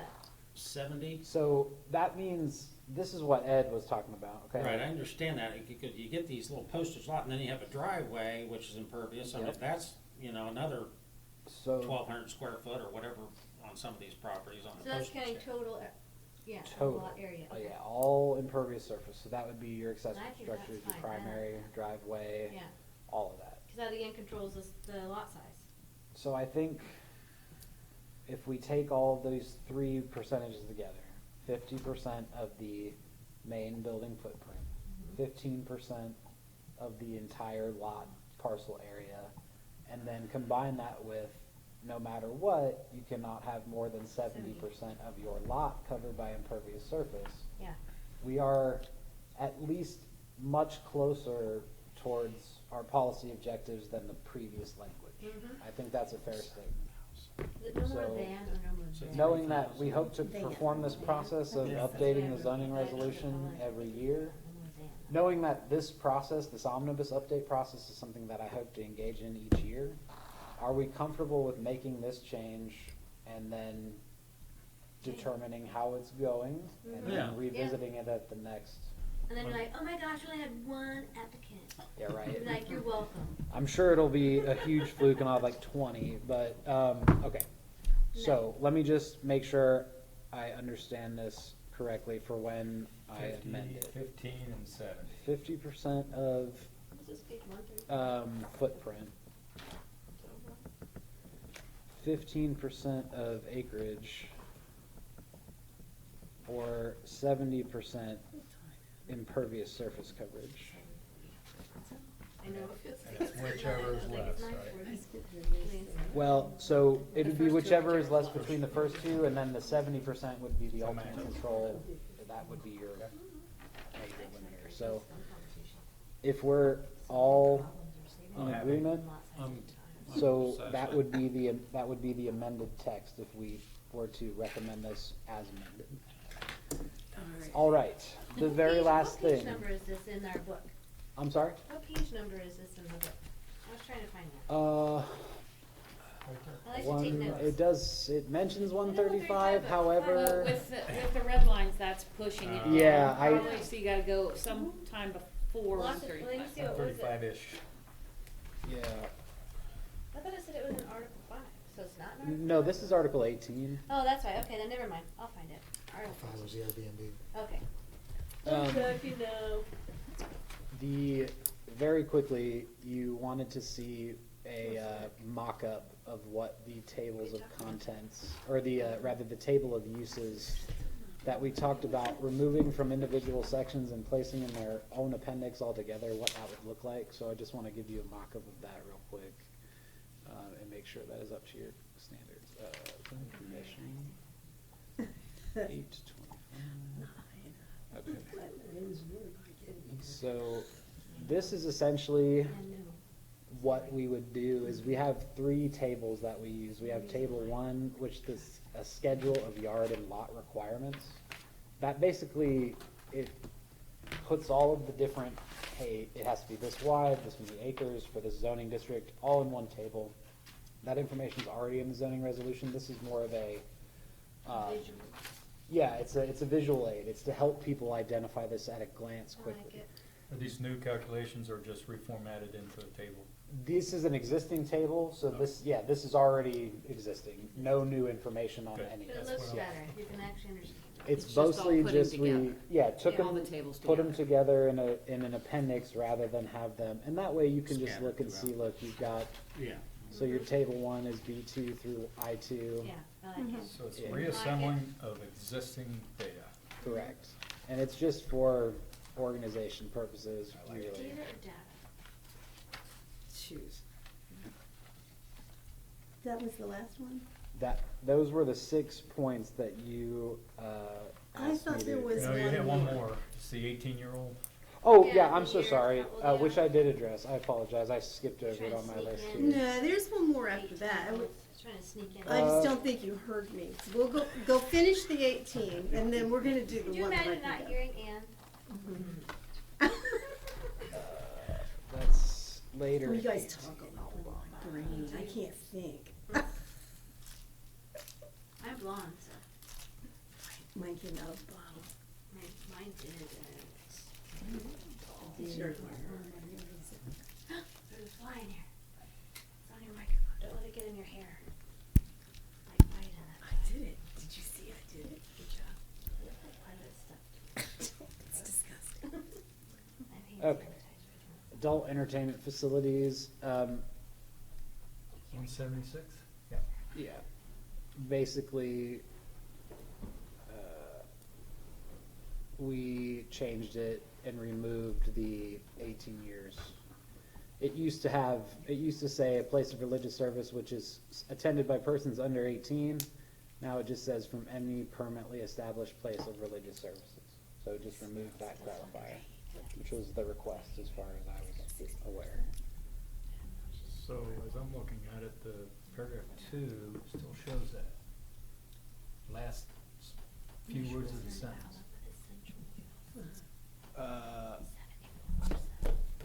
Yes, it sure does.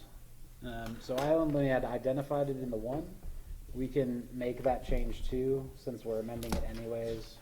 We can just make sure that so it'd be 18.30, number 2. Also change. Remove 18. Well, if 3 has it in there too, I mean. One I mean, related forget to a rid of the church 18. of 18 under I don't know, I'm looking at 18 the whole years sentence. versus What is this it? is related to Does a that make sense? school. It's of- assuming that they're 18 years of old or younger, Mm-hmm.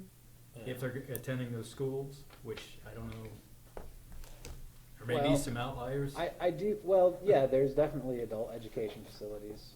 So I think maybe it's appropriate to leave it in here, because there are, now, would that school necessarily want an adult entertainment facility within? No. Probably not. So I don't know, I mean, but I see both sides of the argument, right? There are schools that would have persons exclusively over 18,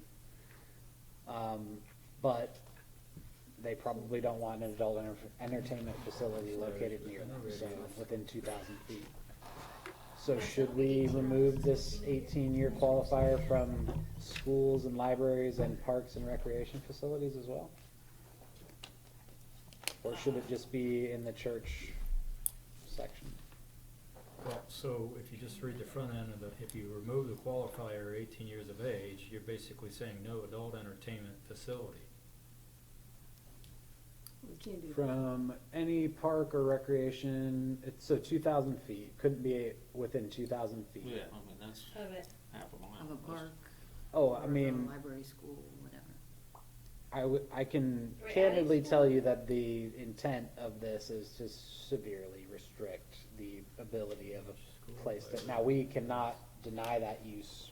We cannot do that as a township. There has to be some place zoned for this use. But Yeah, it my only what? question on 2 is, we're narrowly defining the school library which has persons attended less than 18 years of age. So why are we focusing on the age? because of their adult entertainment facilities. And so those, I believe the 18. intent. He's asking, do you want the 18 out of that Yeah. and the recreation center as well No, as the church? no, Just- I'm okay with everything in there except for the 18 years of age. I'm just saying we're focusing, if Right. it's, That's what he's saying. Yeah. It's just take out the 18 years of age on Well- all of those. Is that what you Right. guys want? I think the reason, let me put it this way, the reason that, or I would say the impetus behind adding under 18 years of age is specifically because adult entertainment facilities by law cannot be attended by people under 18 years of age. So That's what was in there. specifically limiting it to those facilities in which people under 18 years of age attend, it more equitably matches this zoning code to, even though we probably don't like it, adult entertainment operator, somebody who wanted to move here and do that would still be a resident of Beavercreek Township. The zoning resolution is still for them too. You sold So it. otherwise, it would just say, you can't have it anywhere, you can't have it 2,000 feet from a library, a school, a park, a rec facility, or a church, or sorry, a place of worship. So that would even more severely limit its placement. I don't know whether or not that's correct or not. It's a debate, certainly. I don't think it would limit it anymore, because I mean, what place only does something that's an 18 and older church? I mean, is that what you're saying? I mean, I'm kinda confused by it. You're really kind of focusing more on the, to me, you're focusing on the school for that. Yeah. More than it would be a church. I think a church should just be in general church. You shouldn't Exactly. have it thrown up right next to a church, no matter what. Right, which is why I think removing that The 18. 18 from Yeah, that totally. section is a slam dunk. I don't Yes. think there's any questions there. But you're keeping it in here primarily because you're focusing on the school. Mhm. Well, it's not that, well, I'll tell you the reason those two were in there was because we were specifically talking about the church one, and that's what I focused in on the notes and things like that. I probably would have removed them all had I really been, like, noticing it during my editing, because I don't think, if the intent is to say, okay, it shouldn't matter the age of the people attending these facilities, then it should be from all of them. Right. I would agree. But as I think about it further, you know, it's a tough question. I mean, it's a difficult question. You have I to don't be know. careful that, I mean, if you take it out of all of them, does that leave anywhere in the township? I'd certainly have to check. Well, I can Maybe see that's too. our And that's, objective. yeah, but you can't do Can't that do by it, law. yeah. That's the Well, it'll problem. be with this one little square mile That's what we were gonna do area with the marijuana. next to the freeway. That's what we do with But marijuana. at the same time, I mean, in reality, That's the only place we could put it. rec by the- centers, I think that's what schools, she and said, so. I mean, churches, whatever, but the rec centers and the schools, if you limit it to 18 years of age, it's probably no different Yeah. than if you don't. Functionally, I would agree. But Yeah. very rare corner case where it might be different, so. So they're gonna build right next to our new old age home. It's about the only place I can go. So, A lot of heart attacks. so, there was only one more that at the Rehab very end of the meeting, I don't know that you heard what I was saying last time. And I that don't was have it written down. The very first amendment that was made about the agricultural US,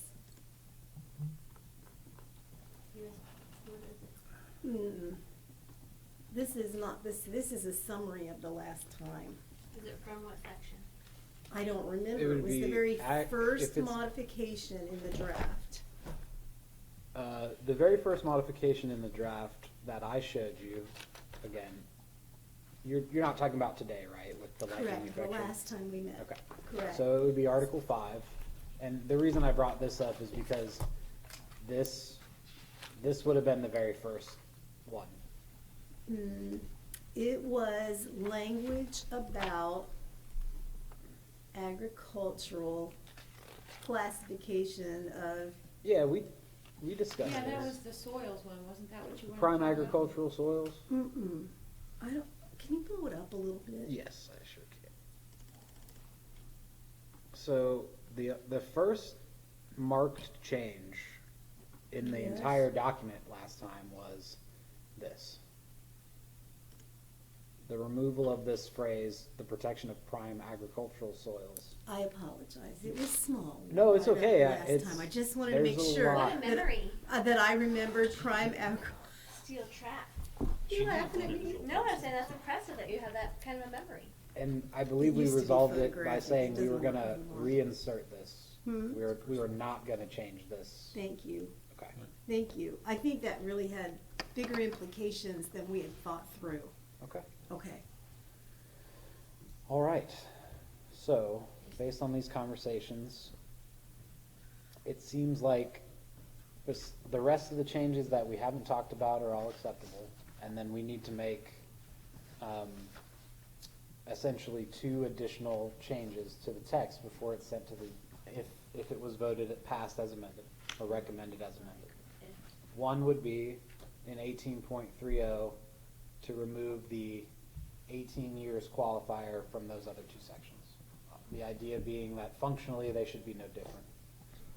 The second one is to change the accessory structure language to read 50% of the building footprint, 15% of the acreage of the parcel, 70% total impervious surface coverage.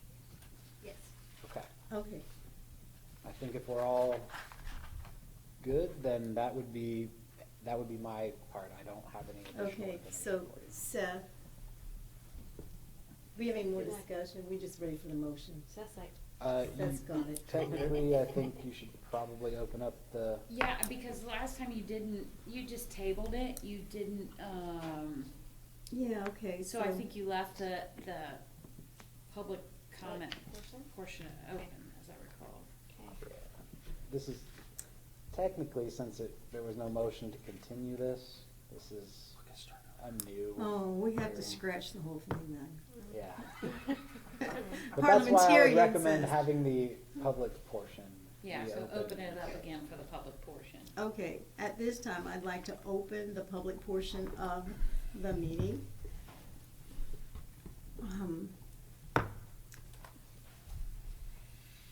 And the purpose of this would be to have the audience, anyone who's here has any comments about the text changes that have been presented and discussed this evening.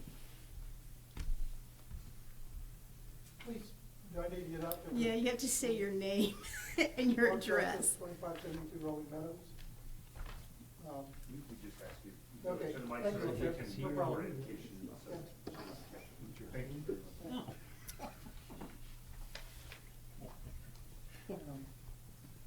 Or Justice 2572 Rolling Meadows. Would you please repeat what we were talking about as far as the lot size? You were saying it's, how much of the lot size, how much of the house size? So it would be 50% of the footprint of the primary structure, Mhm. or 15% of the total acreage of the lot, whichever is less. Okay, you didn't say it whichever was less. Correct. I didn't get it. I'm Now- sorry, I was determining the changes that we wanted to Okay, make, so I that- apologize. That's all I wanted to hear. Sure, absolutely. Okay. That will For the remain. record. Thank you, sir. Let the record note, or less. Another satisfied customer.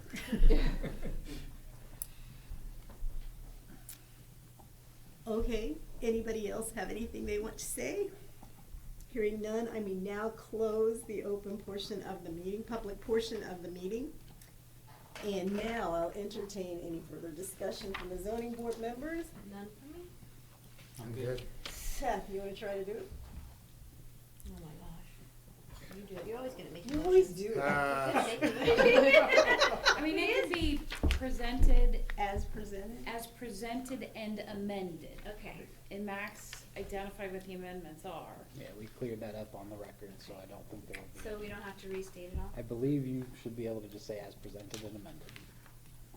Okay, motion to recommend approval on case number 825, the text amendment omnibus update as presented and amended by Max. I second the motion. Mr. Axell? Yes? Ms. Horton? Yes. Ms. Stalter? Yeah. Mr. Geist? Yes. Mr. Brown? Absolutely.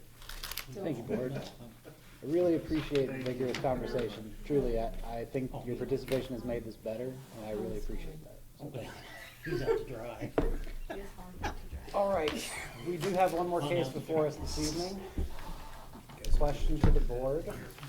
You want to power through? Do you want to take a 5-minute? Yeah, I would like a break, please. Okay. That would be great. We will now have a 5-minute text. break. Can we reconvene at 8:05? That's great, About yes. 8 minutes? All right, Your thank you. gavel. Thank you, you were right about Go to that.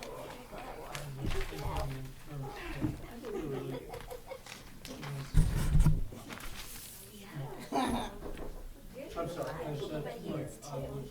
No, I He is. I wasn't thinking Oh, great, yeah, 'cause this is my second one. Well, then I brought this for water. Although, I don't know, what is it? I mean, that's not gonna happen, but that doesn't mean someone's not gonna put something that's inappropriately big. And Yeah, we then, wouldn't have and gotten that would be anything the done. whole purpose of doing this. I kind of regretted and that going is home to for limit dinner. Impervious surface, so thank you, I appreciate you coming. Thanks. Wish we had more participation. Oh, I miss my knees. Yeah. I know. Well.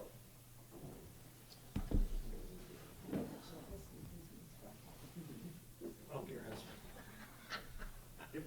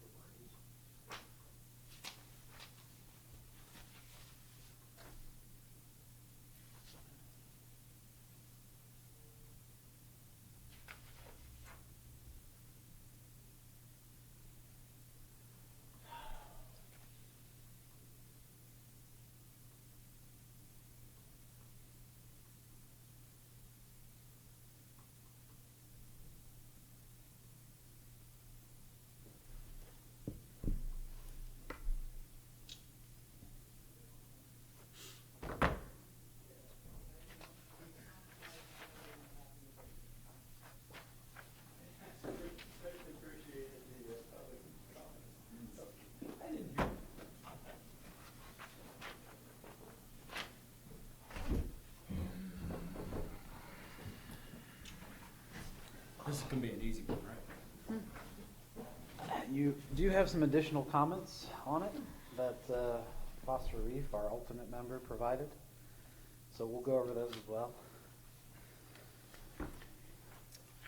No, we have 4 minutes.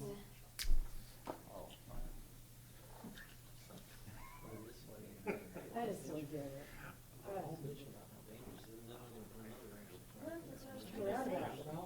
We don't I was even trying get to it. say that. I know it's not done. That's why I would have liked to have heard why. I mean, it doesn't make any, why a tree line is like 50 miles an hour. And we have all these other neighborhoods that are going on The that. problem that you have is, we'd already approved this care The whole facility, thing? and they would have had no access. I mean, the road was gonna be built whether we granted them Yeah. the access off that road. Off The that road's road, already yeah. been approved by the county. I just can't even figure out that we are, like a squad lines. I just can't even figure out how that's gonna work for neighbors. They may get dizzy in the roundabout. I know, like, that's what I'm thinking about. So what are you gonna do, bypass them in through the neighbor's neighborhood? There is, that's how, there is, that, I that's part of it. suspect it'll ultimately end up being a light instead of a roundabout. That's what I would hope. So that's what. But you never know, she likes roundabouts. She loves roundabouts. Who does? The engineer. That's right. Let's get this done. Ooh, she should go for that. Maybe it'll precipitate something happening with that. I don't understand why. Well, that's what you should focus on for me first. That's the trade line. We still have 2 minutes. Calm Yeah, why down. not put a light there? Exactly. Yeah. If you're We're gonna not- put we're something just not at doing the it. other intersection, then why not? It's No, always I an get it. accident waiting to happen. It is, it is. That's why I don't like to see how that's more practical. We have 3 minutes. What? We have 2 minutes and 30 seconds. It does appear that all the folks involved are back, so I think if you'd like to reconvene, I don't see a reason why not. Next mineral extraction. We need to read this because it doesn't have answers. Am I done with this one? Yes.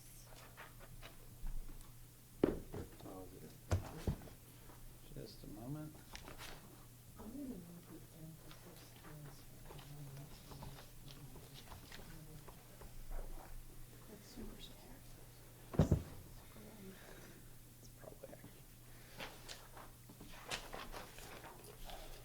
It's probably This is a text, it's not a change. It is brand new language. That's right. Brand new language.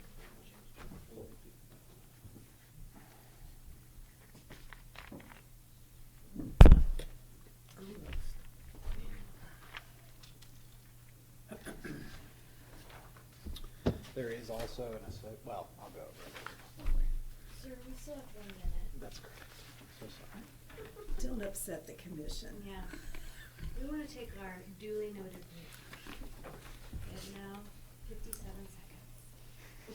Just enjoy it.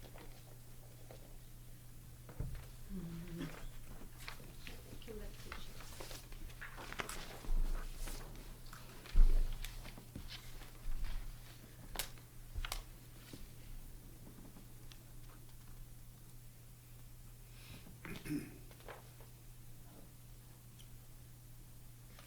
Okay.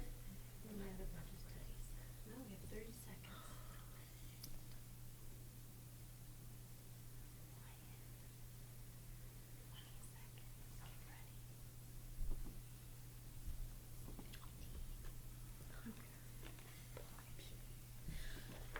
Okay. I think it's time to resume. Thank you for that break. Thank you. You're welcome. We are ready for the next agenda item. All right. I have before you case number 826. So the Community Development and Risk Department proposes a text amendment to the Beavercreek Township zoning resolution. The proposed text amendment creates a new zoning district classification, which is the M1 Mineral Extraction District. This district language is expected to be applied to existing mineral extraction operations in the township. As I'll go over in my staff report, we do have indication from Phillips Mining Companies that their secondary location, if you will, towards the south of the township might have increased activity, and that this is more present now than it was only 6 months ago. So with that out of the way, let me get into my staff report. So staff has been working closely with the Phillips Company as a mineral extraction firm to develop zoning language that encompasses the land use of mineral extraction. So currently, mineral extraction, or let's just call it mining, is allowed as a conditional use in some zoning districts, primarily in the I-1 light industrial and agricultural districts. It's a permitted use in the I-2 heavy industrial zoning district. However, the township wishes to differentiate this land use from those in the I-2 district, and as such is proposing new language which creates this M1 mineral extraction zoning district. It'll serve two major purposes. So first, it's an opportunity to ensure that our zoning language aligns with the needs of the primary operator of said land use, Phillips Companies or Martin Marietta as well. So Phillips Companies operates a large gravel pit along US 35 and an additional land near the eastern boundary of the township, kind of southeast, right there with Upper Bellbrook. It is our understanding that this land, this secondary site, will become Phillips' primary extraction site. In anticipation of this, the township wants to update our language to both encompass suggestions from the mining industry and also take into account guidance on this particular subject from the Ohio Revised Code, which it does have some severe limitations on township as it relates to mining. The second reason to create this district and apply it to the zoning map is to be transparent about land uses within the township. Right now, it's marked as I-2. If you didn't read the code very thoroughly to find that mining was one of the permitted uses in I-2, one might make an assumption that you're talking about heavy industry or the traditional uses associated with a heavy industrially zoned area. Not to say that mining and heavy industrial don't have a lot of the same nuisances, noise, perhaps dust and things like that. However, I think it's important enough distinction to make. And so, for instance, in the case of future development, let's say someone comes in and is looking at our zoning map and says, okay, I'm thinking about buying this 100 acres and developing into units, right? I see it's pretty close to an I-2 district, but that's not a big deal. They'll keep to themselves.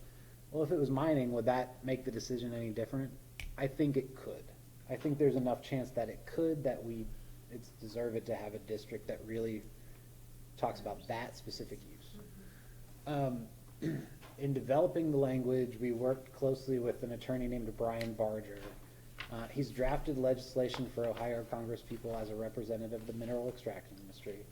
Yes, there's no doubt he is biased. He was engaged by Phillips Companies to work with us to make sure that our language would both suit their needs and not run afoul of the Ohio Revised Code.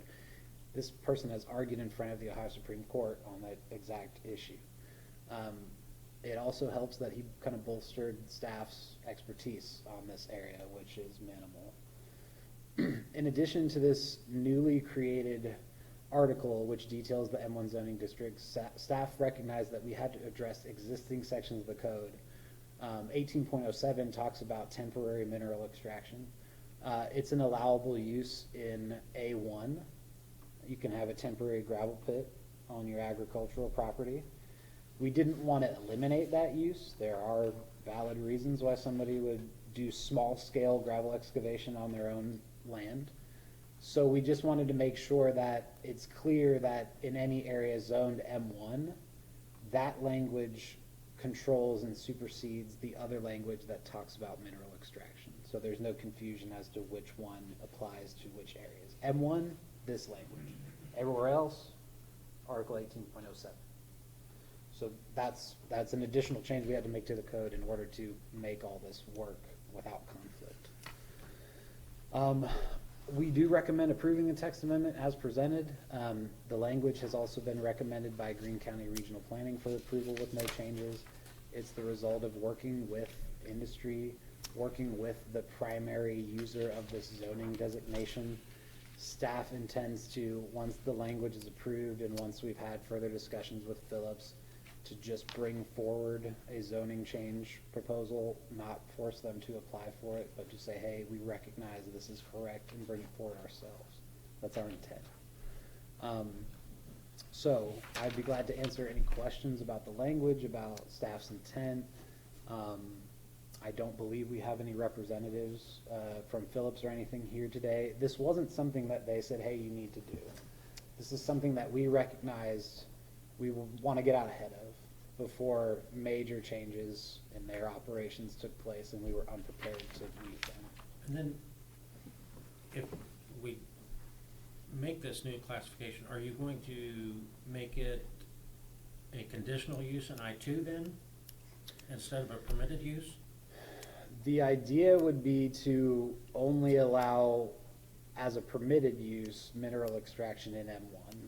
So then we'd have to change, currently it's permitted in I2. That is correct. So However, we shouldn't make that change. I don't believe we should make that change immediately, because we will, in effect, put Phillips into a non-conforming position if we do that. Because it will be, But there will be eventually it's some. gonna be a conditional use or eliminated out of I2? That is if the. this new district is. Correct, that is the goal. Okay. I don't believe making that switch at the exact same time, I think that would open us up to some trouble in that. Right, I maybe- understand, I just want to. Yes, it will have to Understand be levels. changed, absolutely. That could be a discussion with the trustees too, and, our township administrator, whether or not we want to continue to allow that conditional use in I2. I believe the intention is no, that we want to really lay out M1 is mining, I2 is heavy industry. So, I definitely see your point, and it is going to have to change. At some point. Yeah, but I don't think now is the correct time. Would you prohibit it or make it a conditional use in I2? I mean, we'll just have to. A decide conditional that. use really, it's tough to say, because a conditional use says, to me anyways, we intend to allow it. We just need to place the correct conditions on it. And I don't think that is our intent. I think our intent is to only allow mineral extraction on any kind of scale in a specifically zoned district. So it will probably be a removal as a use. We gotta kind of figure things out. But leaving it in the agricultural for farmers Yeah, work. if individuals want to Right. do small-scale gravel extraction, they should be able to do that. No one wants to stop them from, grabbing some gravel out of their own yard to Right. put a driveway in, right?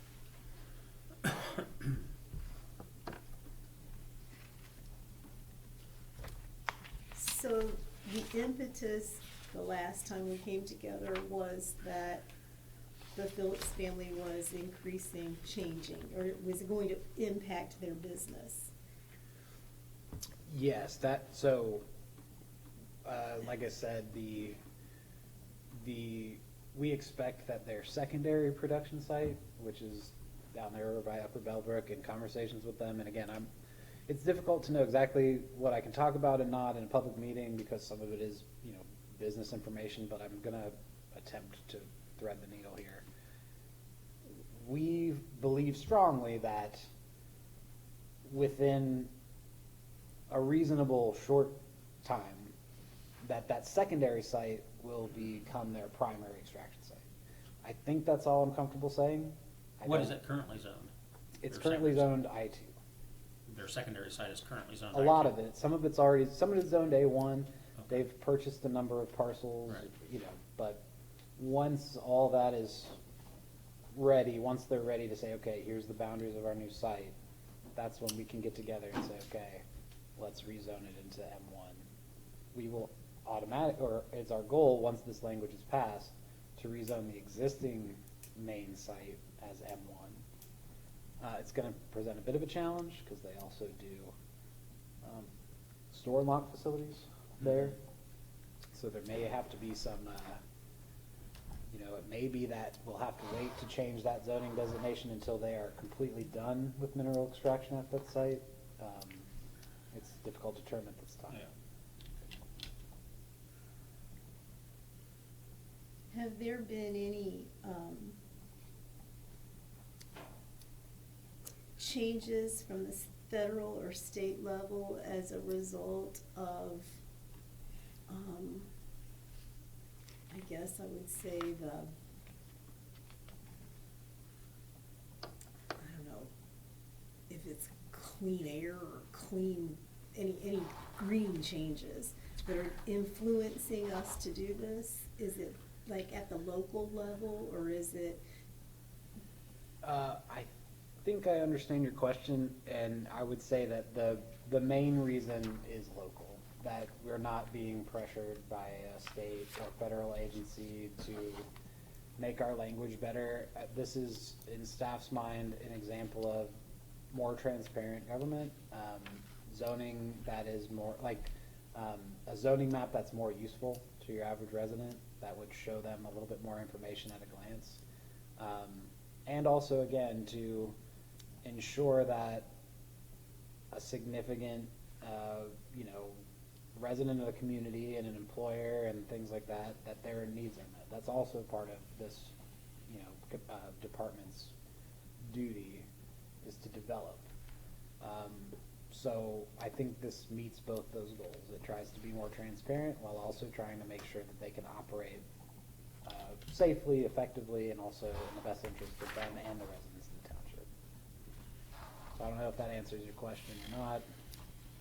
Well, yes and no. I'm just curious about it a little bit. If there's been a turn in like tax structures for M1 versus it remaining in an I2, is there any,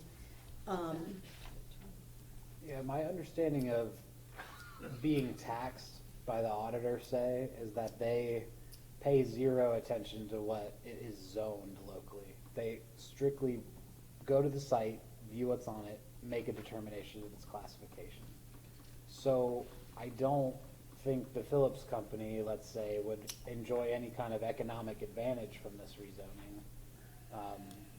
Whatever they're doing on their land is going to be what they're doing on their land, and that's what the auditor looks at. So I don't know if that kind of answers that question. so now I'm curious about the Foster Reef Yes. email. Well, I mean, before we go Oh, there. sorry. All right, so more transparent, we look at a zoning map, we can tell exactly what's potentially going on in that particular location. From the language here, is the township's enforcement or regulatory abilities any strengthened, the same, indifferent? I mean, realistically, these operations are, the township's ability to control them is limited by the Ohio Revised Code. They really answer to a state level agency to get their permitting, and basically our language says, show us that all that is in order, and that serves as your local permit as well. This was on the recommendation of the attorney we spoke with, and I have to say, having gone through the different sections of the Ohio Revised Code as he read them to me, I can't argue with him. It's pretty clear that the intent of the Ohio legislature is to give mining more leeway. It's very clear to me, that's all I can tell you. Is there a way you can like show me where this is? Cause after looking at some of this, I mean, I know where it is, but I would like to see like the overall like look of it. I think Foster's interpretation of it is different than what the actuality of what's being used. I'm sorry? I don't know. So, okay. What is, if not, then what's the point of rezoning it? If it's working. Well, that's what I'm getting at. There must Transparent, be some sort of. transparency is what it's Transparency. saying. Okay. So if I But look at a either way, map, if you I look know at a that map this. and you know it's heavy industrial zoning, are you gonna wanna buy a house there anyways, regardless if it's mining or heavy Probably industrial? not, but Exactly. It better defines That's what's. all. right. I get it, Exactly. I get that, but still, It I doesn't will say change that things. compared to our existing language, which controls mineral extraction, this definitely does impose some additional constraints on them in terms of their inability to leave dirt or trash or other materials from the operation on public roads. It does add some of these things, so. Well, that's good, because you know what happened to me the other day? I was driving up at that cement plant, and one of those trucks dumped, I don't know what it was, all over the road, like this thick of stuff that I drove through. And that, I mean, that would be So, a I mean, that's what- serious zoning violation. It's probably a violation of other statutes besides township zoning as well. But those are the kind of things that we wanted to include as well. So it does beef up our, So there is some additional then within items. our limits, Yeah, within the well, limits of what we understandable. have, yes. I just find it, when you're only talking to the one side who obviously is in support of, it's, and biased towards, and is giving you advice on how to write it and do it. Yes. Well, and to be fair, I looked at it Yeah, I was as gonna well. say, it wasn't, so. Well, I know it's all one-sided, I know you listened to it, I'm just saying that And I don't have any interest in there mining. was influence there, a little, so, okay, show me. Okay, so this parcel right here is I-2. That's the, here, I'm gonna turn this zoning off, actually, it's not helpful. Because there's also the highway overlay.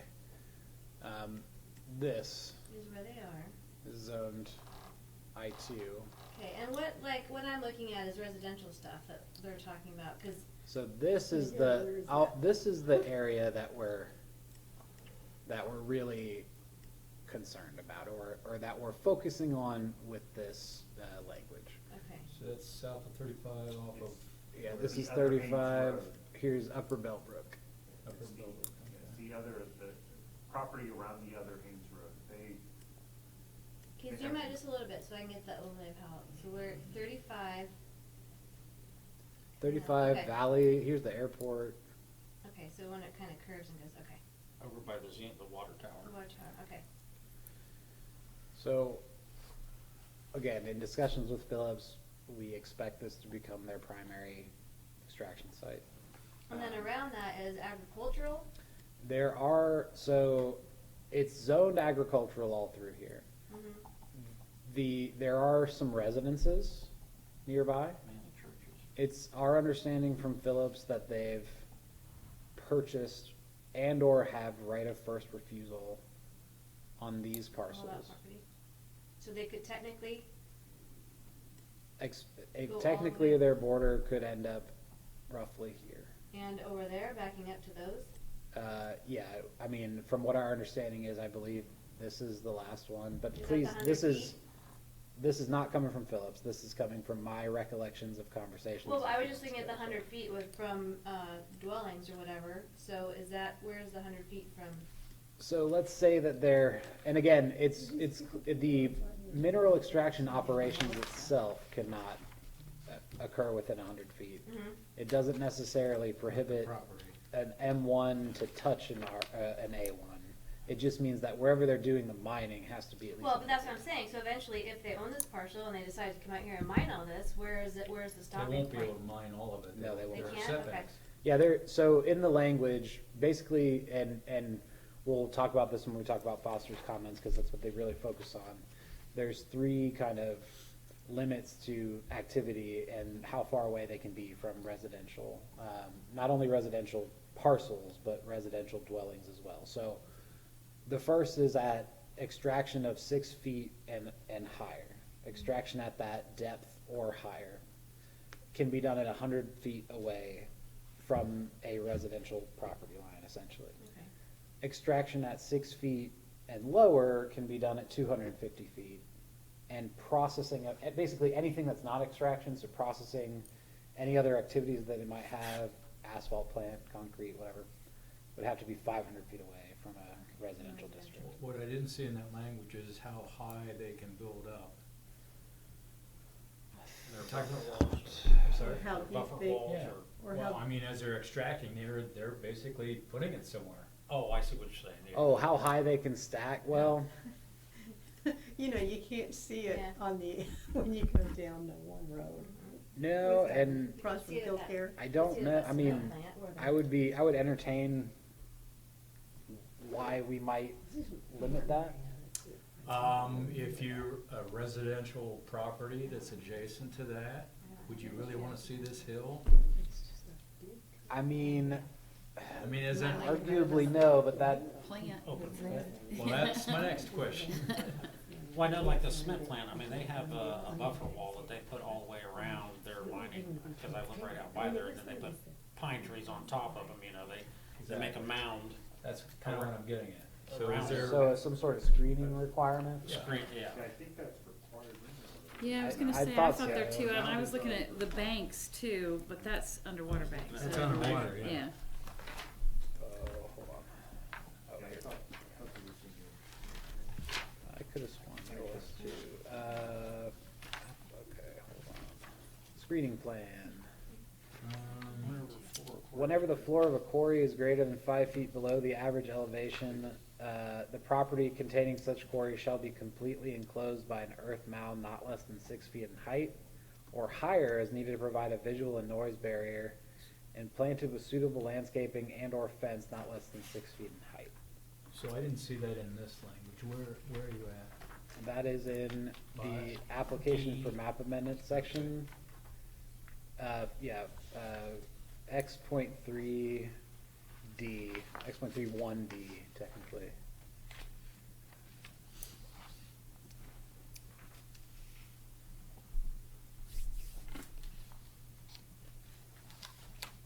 I see it. It's kind of on the second page after the regional planning letter. It does also specify that they will be sufficient to deter persons from trespassing and that they shall be maintained by the owner operator. The mound shall not be less than 25 feet from, shall be located not less than 25 feet from any street right-of-way or boundary of the quarry property. But again, So, there's no restriction on the height of the mound. as far as I'm aware, no, I do not recall putting something like Put a that in 6 foot here. tall. 6 foot? No, I don't believe so.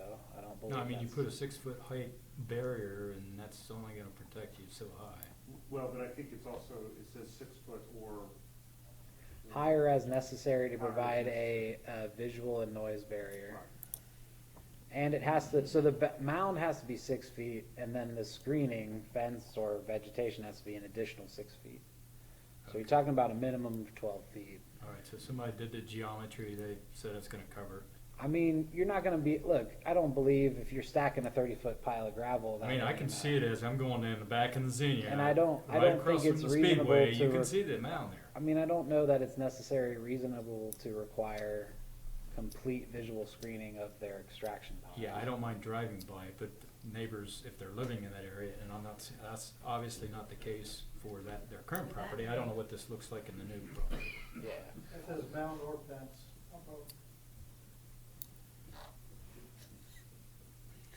And planted with suitable landscaping and or fence. No, that's, Suitable landscaping and or fence. So it's the and or refers to the landscaping, not the mound.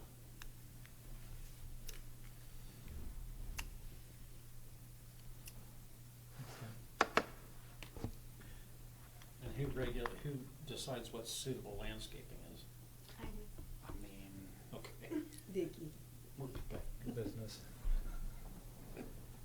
I'm just wondering, I mean, we do, now we don't reference it in this language because it's not our intent to link it directly, but if someone wanted insight into typical screening, we could point them towards our screening section in Article 18 that gives some general guidelines for how screening should be done. you know, it's just like they don't plant some invasive species that goes out of control. I mean, we had this issue on one of my properties in Pennsylvania that after they reclaimed it, they planted it with thorn locust trees.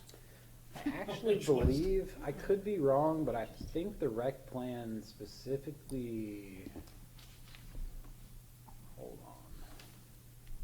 Yeah, the reclamation plan does have to include the number of trees and the type of ground cover to be provided. And the type, okay.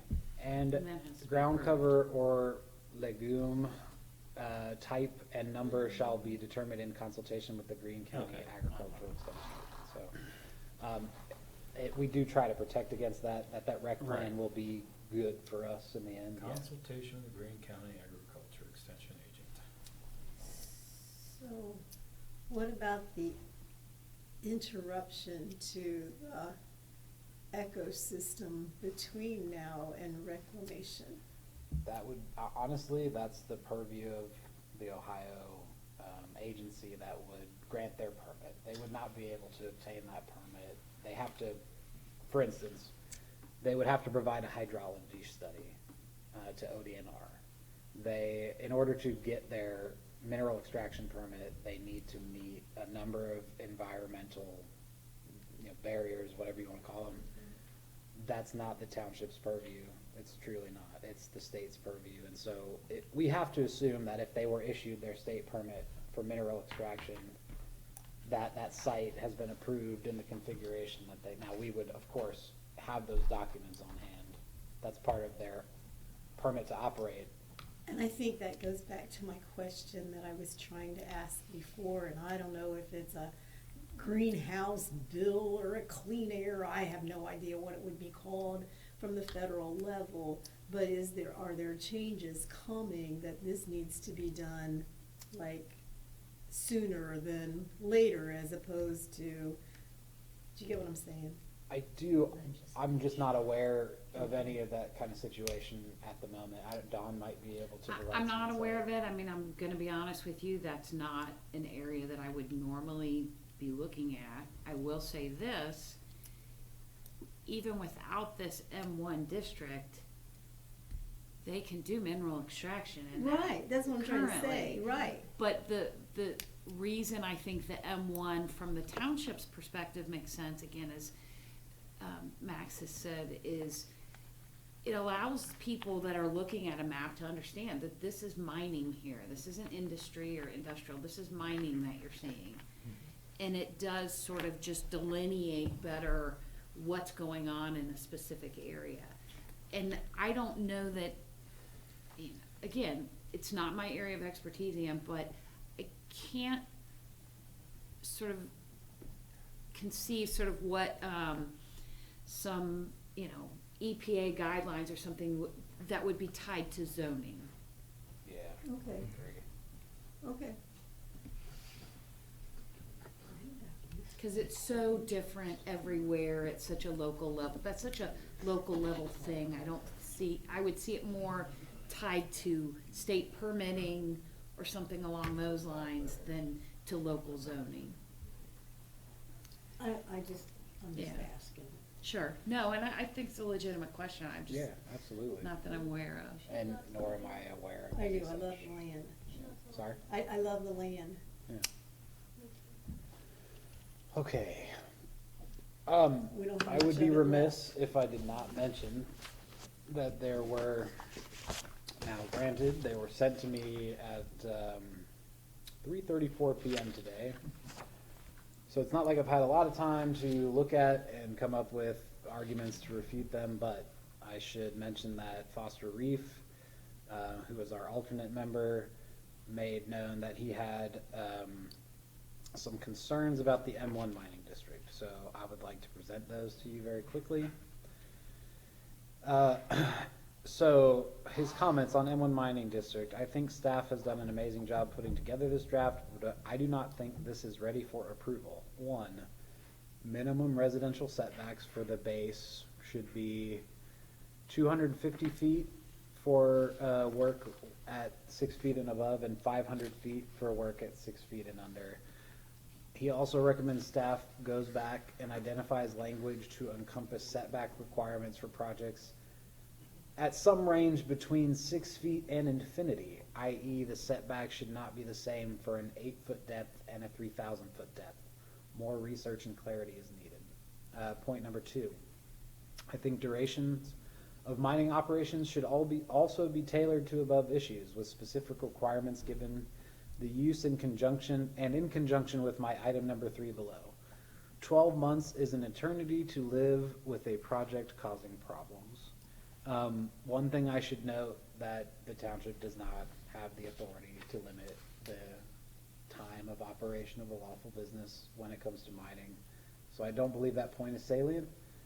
Number 3, we need to get much more clarified language on the impacts to the community beyond the water table, including revisiting the project midway through its use. Potential use of a 6-month, I'm assuming this means conditional use permit, with revisit to ensure neighboring residents are not impacted severely, etc. Number 4, I think we need to add a bunch of studies to the list. 1, a noise study. I should again point out that we do not have the ability to limit the noise of a lawfully operating mineral extraction site. We actually had that in there at first, and it was made clear to us that that would fall down in court. We could get sued over it. So, B, specific traffic study required to identify the specific use of public roads, dust beyond the 1 paragraph in the document, rubble, creation of temporary roads and related limits, i.e. can the applicant just make as many internal temporary roads as they see fit? Does that create additional hazards for air quality or water quality on transport? Impacts of larger vessels using public roads, impacts on traffic and traffic safety at intersections adjacent to proposed mining operations, etc. For C, overall environmental impact study.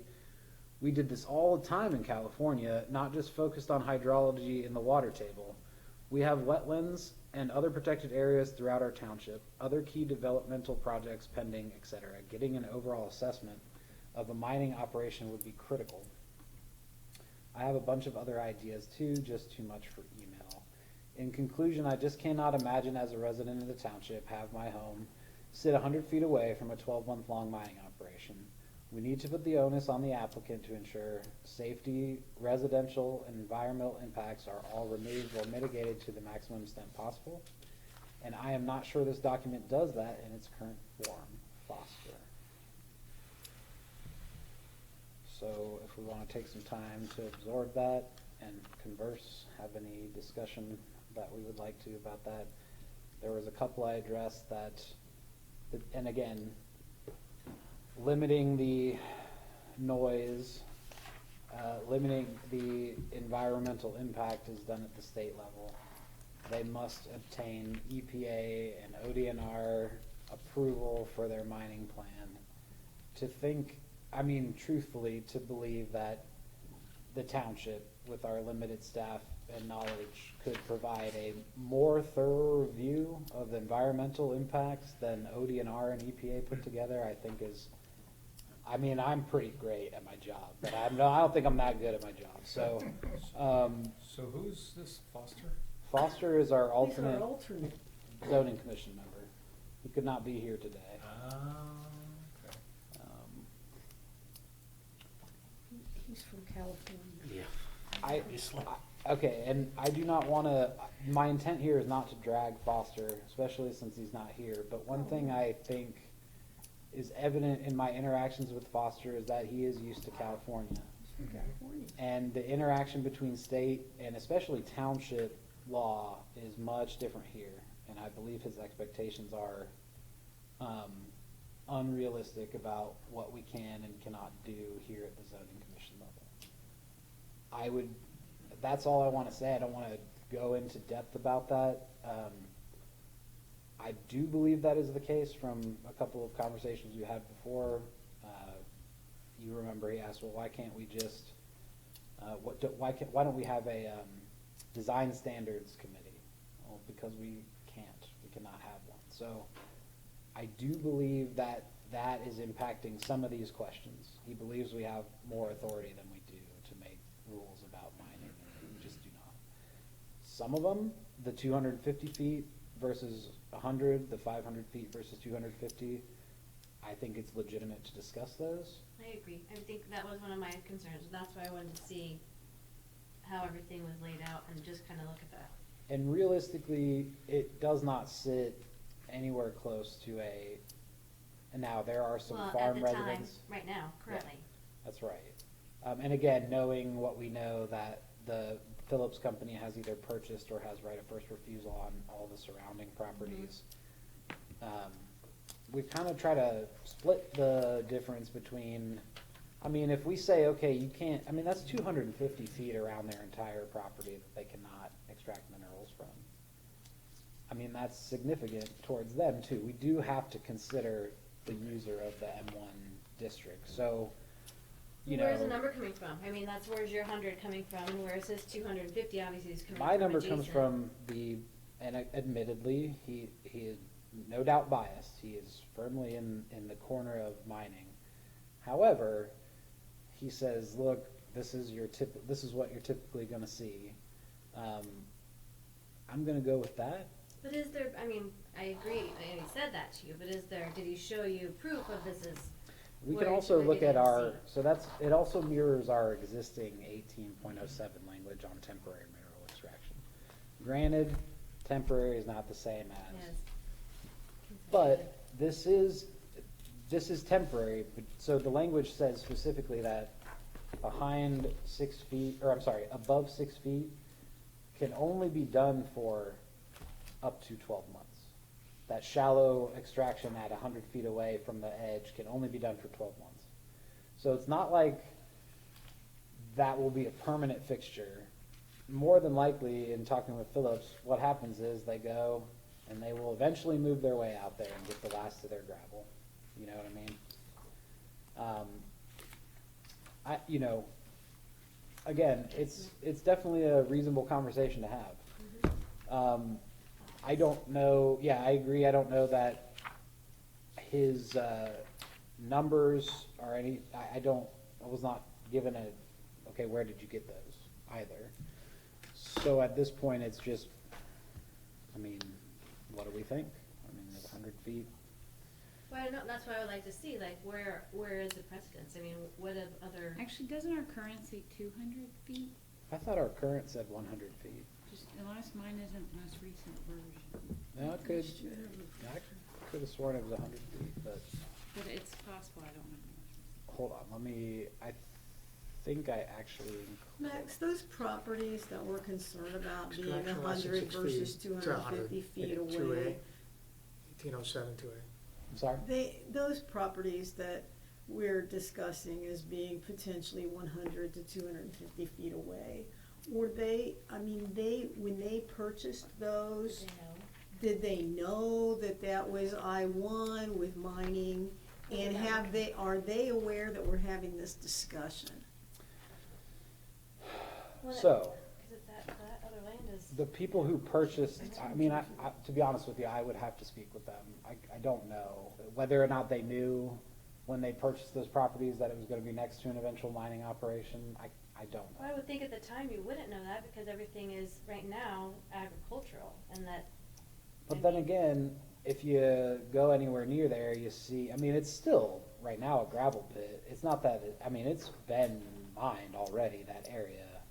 So I don't think anyone could reasonably go up, take a look at a house, and drive down Haynes Road to get there and see this huge, mining area and go, oh, I wonder what's going to be there. Like, it's a mine. That's what's going to be there. So a rational actor, I know that's not the best standard we can use because not everybody is, but a rational actor, I believe, has enough visual information if they're looking at a house in that area to determine that there's mining nearby. So yeah, I would say that the folks who live there now either. Okay, and I get the mining, but and maybe this is overstepping what we're talking about too, but like, so for example, when we moved to a house, there was a train depot there, and we were told it, the activity level was low, and we were aware it was there, but it wouldn't be very frequent. That was That's a completely subjective not term, true. I'm sure. Yeah. Completely not true. So Well- I mean, I get that point, but that doesn't. But if you're looking towards the future, look at it that way, doesn't making an M1 mining district help future purchasers of that property then Okay, and I agree with understand? that, but then the property they currently have ownership of or first right of refusal, that's right now, isn't it zoned agricultural? Yes. So then are we gonna have that rezoned Yeah. to mining? That is the plan. Okay, cause then that's the case, and I can understand that, because right now, I mean, just looking at zoning, I'd be like, oh, it's agricultural, and I get you're driving over there and seeing, Yeah. but there's also a buffer from where that land is and where the mining facility is. Basically, any parcel. But that would come before this board for a rezoning application with public notice and all that. If right? you'd like That's to, correct. Right. I won't say if, it is our intention to rezone a number of parcels once this language is passed. Once we put that forward, it is a requirement that we notify anybody within 500 feet of that proposed zoning change. So there will be a period for the public to At least tell be us how they heard. feel about Yeah, that. exactly. Okay, so we're not making this in a silo, is Yeah, what I'm trying yeah. to. No, Okay. no. Right, The right now, language we're just creation. making the language for the zoning How we resolution. would do it, yeah. We're I tried- actually not Rezoning. putting it Yeah. on Putting it anymore. on everybody. It's like, Okay. if I could use an Thank you for analogy, that clarification, we're Dawn. mixing the color right now on the palette, and later we'll put it on a brush and paint it on the map. That's, but now we're just Well, mixing but I mean, the but the color. language that's in there will still impact future, I mean, if it's 100 feet versus 200 feet, that still impacts when you rezone it, so. But it is correct, right, at 6 feet and, Yeah, 1807 2A says, not exceeding 6 feet may be conducted up to 100 feet from a residential district. Oh, I was looking further down there where it says temporary, I was looking at the road. Yeah, temporary amount. operational roads. Okay, close I to didn't see the 200 one feet. hundred up there, I'm looking, I'm like, it's 200 feet. Okay, my bad. It's Sorry all about right. that. You gave me hope. Get it farther out. Well, I mean, it does, so to be clear, the typical operation of a mining pit like that is gonna be below 6 feet. Yeah, I would think it would be deeper. Yeah, so what, functionally, what you're talking about is a 250-foot setback on mining and a 500-foot setback on anything else that they're Anything doing. else. You know, yeah, you could say 500 feet, 1,000 feet, 1,000 feet, 2,000 feet, push them back to the middle, in the middle, in the middle. Mhm. But I don't think that is equitable to the end user of the M1 site, Yeah, which we I get do that. have to consider as well. Yeah, there Well, is. couldn't the owner come back and take us to court over that? I mean, I don't want to answer that. That's, I missed what. So if we increase the setbacks, Based upon depth every single time, like. because currently the setbacks are what it says in 1807, 100 right, feet. and we increase it by 100 feet. imposing the M1 district on them. I mean, they would certainly, I can tell you this, right now, as this language is written, Phillips Company is in favor of it.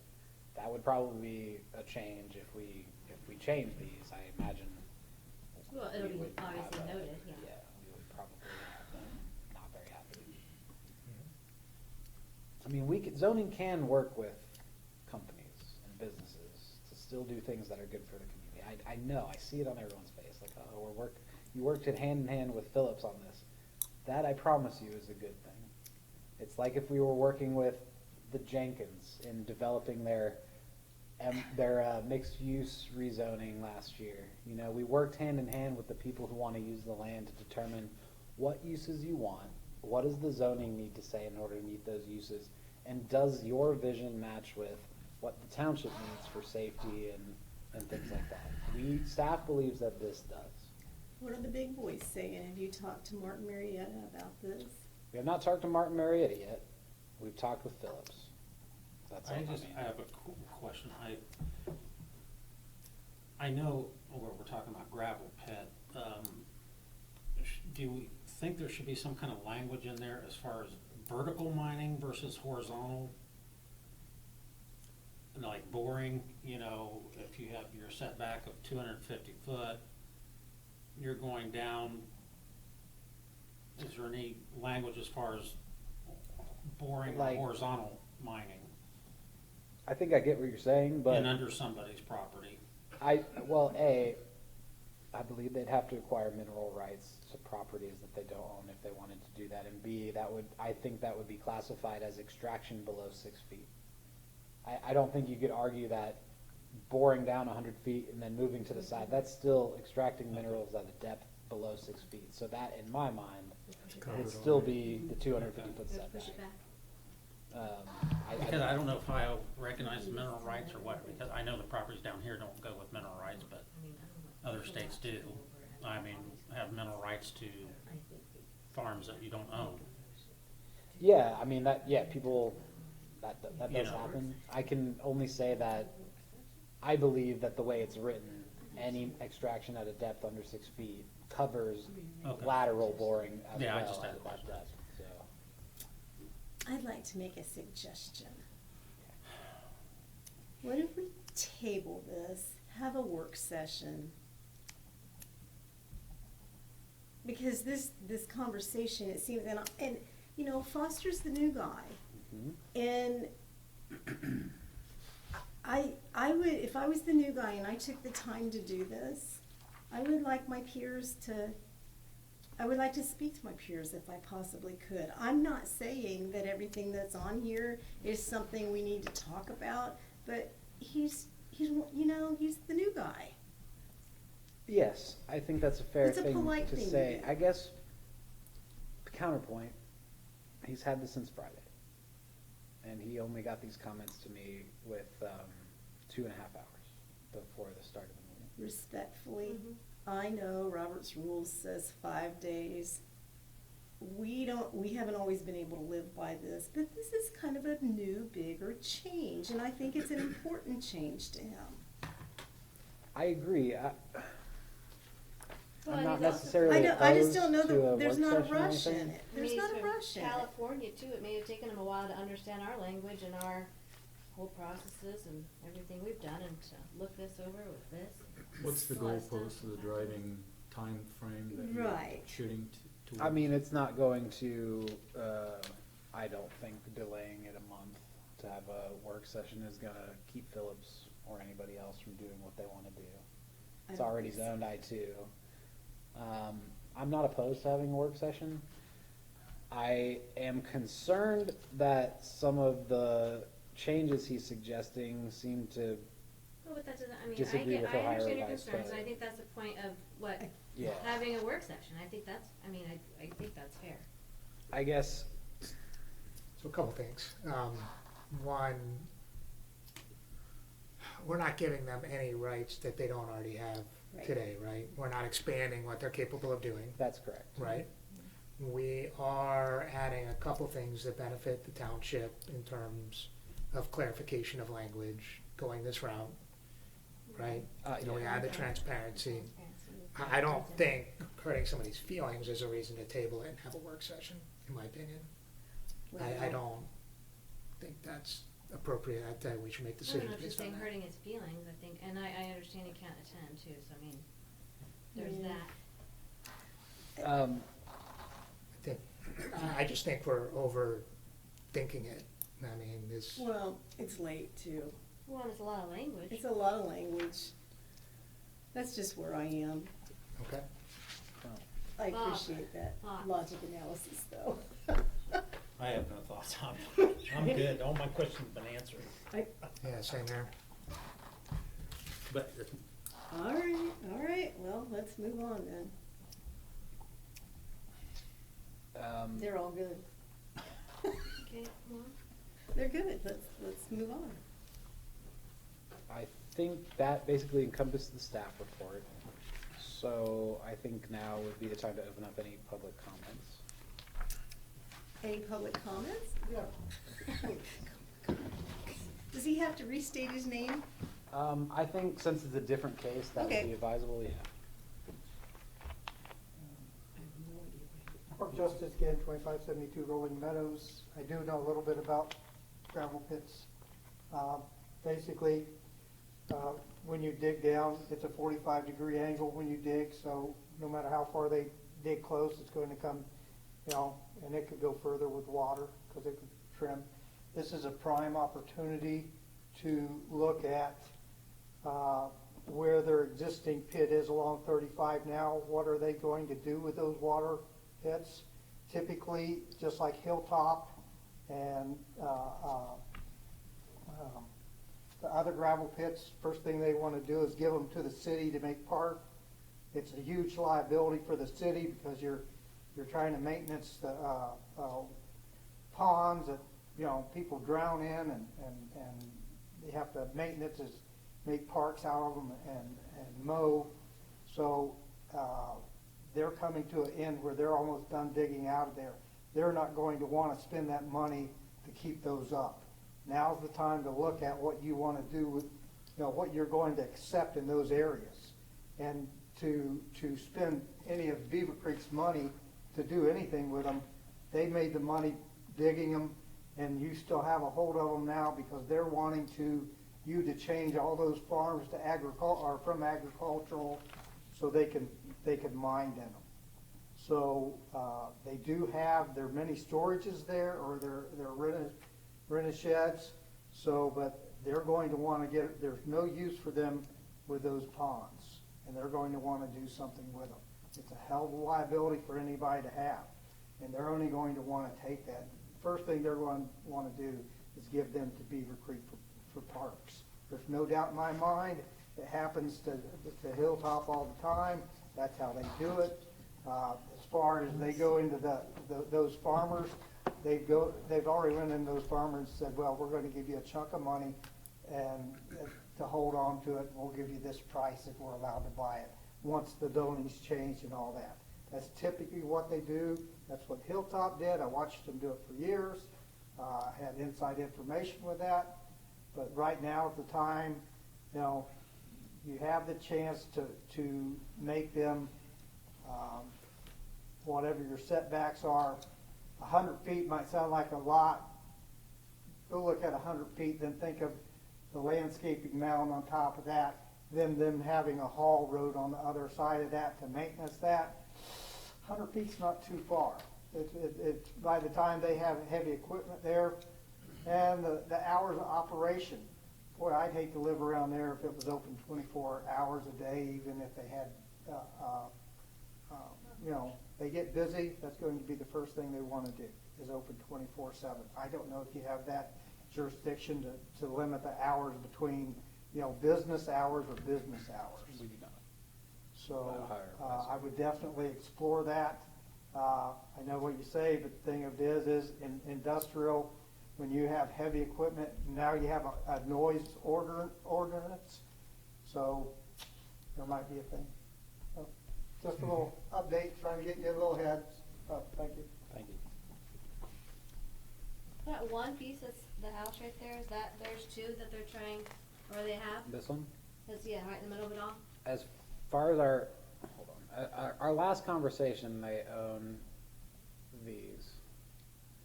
This one, well, again, They that's own what them I'll or say. have the right of refusal? That's correct. First right of refusal? First right of, Which one, those first three? no, my understanding is that they own from this parcel to this parcel. So, Right but now. not that little bit then, where the house is, or yes? Cause that, how was They that? do not own this as of right now.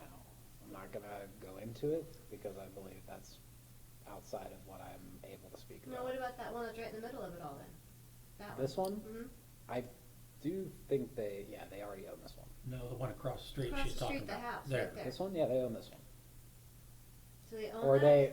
or they've, They That's own not that. yeah, one. they own it, yep. The one to the north, I think they do not own yet, but that's the. So they own this one. Like I said, I think it stopped here. No, So they those are all- must have bought this one. So are there people living in those houses They then? own this one as well. I think there are, yes. And when they this, lease? well, when this commences, they'll need to find new homes, yes. But they were, you get compensated pretty adequately for your land when it gets bought. Yeah, this one Oh, is not owned by, That one specifically isn't? I know him. Or that one was And this the, one. this one? That's, Strasburg's nurse. Oh. That's his stepson. If I could just add this little piece, the residents that are living in that area now could literally have a slaughterhouse. Well, and they you wouldn't know, care. On an But that's- I-2, or something of heavy industry put in that back area, what is currently zoned that right now. And again, we're not substantially changing the language of the mineral extraction aspect of an I-2, but we're creating a few more restrictions on it. So again, I think we're helping some of the situation by, more clearly defining Hey, Max, what's in those can you areas. back when that they up will just be a little bit? rezoned. Oh, no, not that far, so, okay. I'm just wondering, scoot it up just a hair, cause it almost looks like. so I'm I can sorry. I can't. Oh, there's a, scroll up. certain level, Okay. yeah. You like move it Other like than the this. churches. Oh, you mean like this? Yeah. Other direction. Oh, the other one, this There one. you go. Cause I know that one is a church, That's what it's in use. and then right next to that. Yeah, Those over would be- here. No, to the That's left. what's leading it, right. Those are Beavercreek Township Here. right there. That's Beavercreek Township. Yeah. Oh, See that's that the- yellow line is This is our the- township Okay. delineator. Cause right here. I was just looking at it, and it almost looks like they can almost, abolish Haynes Road. I mean, that would, It's our understanding that they will take control of Haynes Road as a Right. private. So what I'm entrance saying, Well, the they drive. couldn't property abolish it to 'cause that be- property owner, isn't that how their in and out is off Haynes Road, that one in the back? Well, That's what we can't. Right. exactly. No.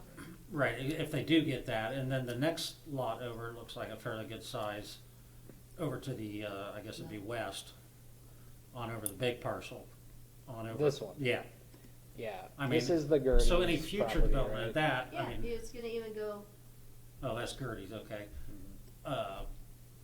You know, if that's ever divided, if we have this zone mining, people are gonna be well aware of that, Correct. is what I'm looking at. I mean, so, Yeah. I think with them owning pretty much all of the Haynes Road except for the last property, you know, it makes me feel better as far as changing it, because there's not gonna be really anybody affected by the change. If There we will make it be, now. there will be a couple of residences that right now have not sold their home. Right, That will be affected by it. Exactly. Or I don't wanna say will even be affected. They're gonna mine there anyways. right. But I'm just saying with that Gertie's farm there, you The know, farm if that's there. ever gonna be developed, that's gonna be developed after this has been changed to mining, so people will have. oh, like Knowledge of it. residential wise, you're saying? Yeah, right. Okay, I was thinking of him buying that and then also mining all the way. Well, to I that mean, too. I mean, Well, that's But not then in our you're purview, touching- is yeah. that's not our, that's not. I mean, we being have great. no information that that is their plan, and, you know, yeah, I think we're getting to that point where we're going outside of what the ask is, which is, should this language exist? Yeah, Because we're gonna talk about, should it be applied to these parcels later. So I do think we're moving away from, should this language exist, to, Yeah. should it be applied to these parcels? And right, it's I gotta- got that finally. Well, and I think the language, I mean, definitely, and then once we go into the whole rezoning, I mean, then we can, Well, Have these is there sort of any language discussions. about reclamation that we need to consider? There's a whole reclamation plan language in there, though. No, I saw that. I Oh. saw that. I'm talking So upon one- transfer. One thing to note about a Upon mining completion. reclamation plan is that it is another one of those things that's approved at the state level. I understand that Okay. too, but it impacts the local people. It And does. so therefore, is there something additional that we haven't thought, that we're just accepting that, oh, Ohio Revised Code tells us that it has to be at this standard, but what happens to the transfer in terms of the liability? I think Mr. Justice made a good point about that. I agree, you know, in terms of liability, right, when it is finally reclaimed and turned back into a park, say, there's no doubt that that is additional resource draw if it's back in the control of the township. That's not necessarily what has to happen. There are a number of preservation organizations like Beavercreek Wetland Society, Little Miami Inc., that may instead choose, it could be Beavercreek Partners of Recreation, which is not a township institution. It could be Greene County Parks and Rec. Because we currently have no That's parks. correct. Beavercreek Township Beavercreek has Township no got parks. rid of all their parks. To give them all But to the whoever it ends up with, it is a resource draw on them, but it is also a benefit to the community. I mean, if you look at the, you know, have to convince me. that's one, these are And you- beautiful when they're fully reclaimed, and nothing to if say done that correctly. you have to take it. I mean, the county doesn't have to take a property if they don't want it, I mean, Exactly. it's offered. Exactly. The reason that they're often taken back is because they become a benefit to the community, not a. otherwise what happens to them? Oh, it's Otherwise, just- I believe they would still own them and be forced to maintain them in that reclaimed state, is my understanding. They still have to reclaim it no matter what. It has to be reclaimed based on the reclamation plan.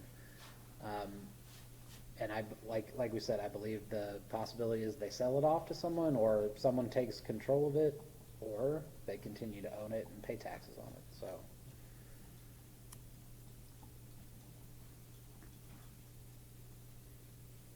Any more discussion?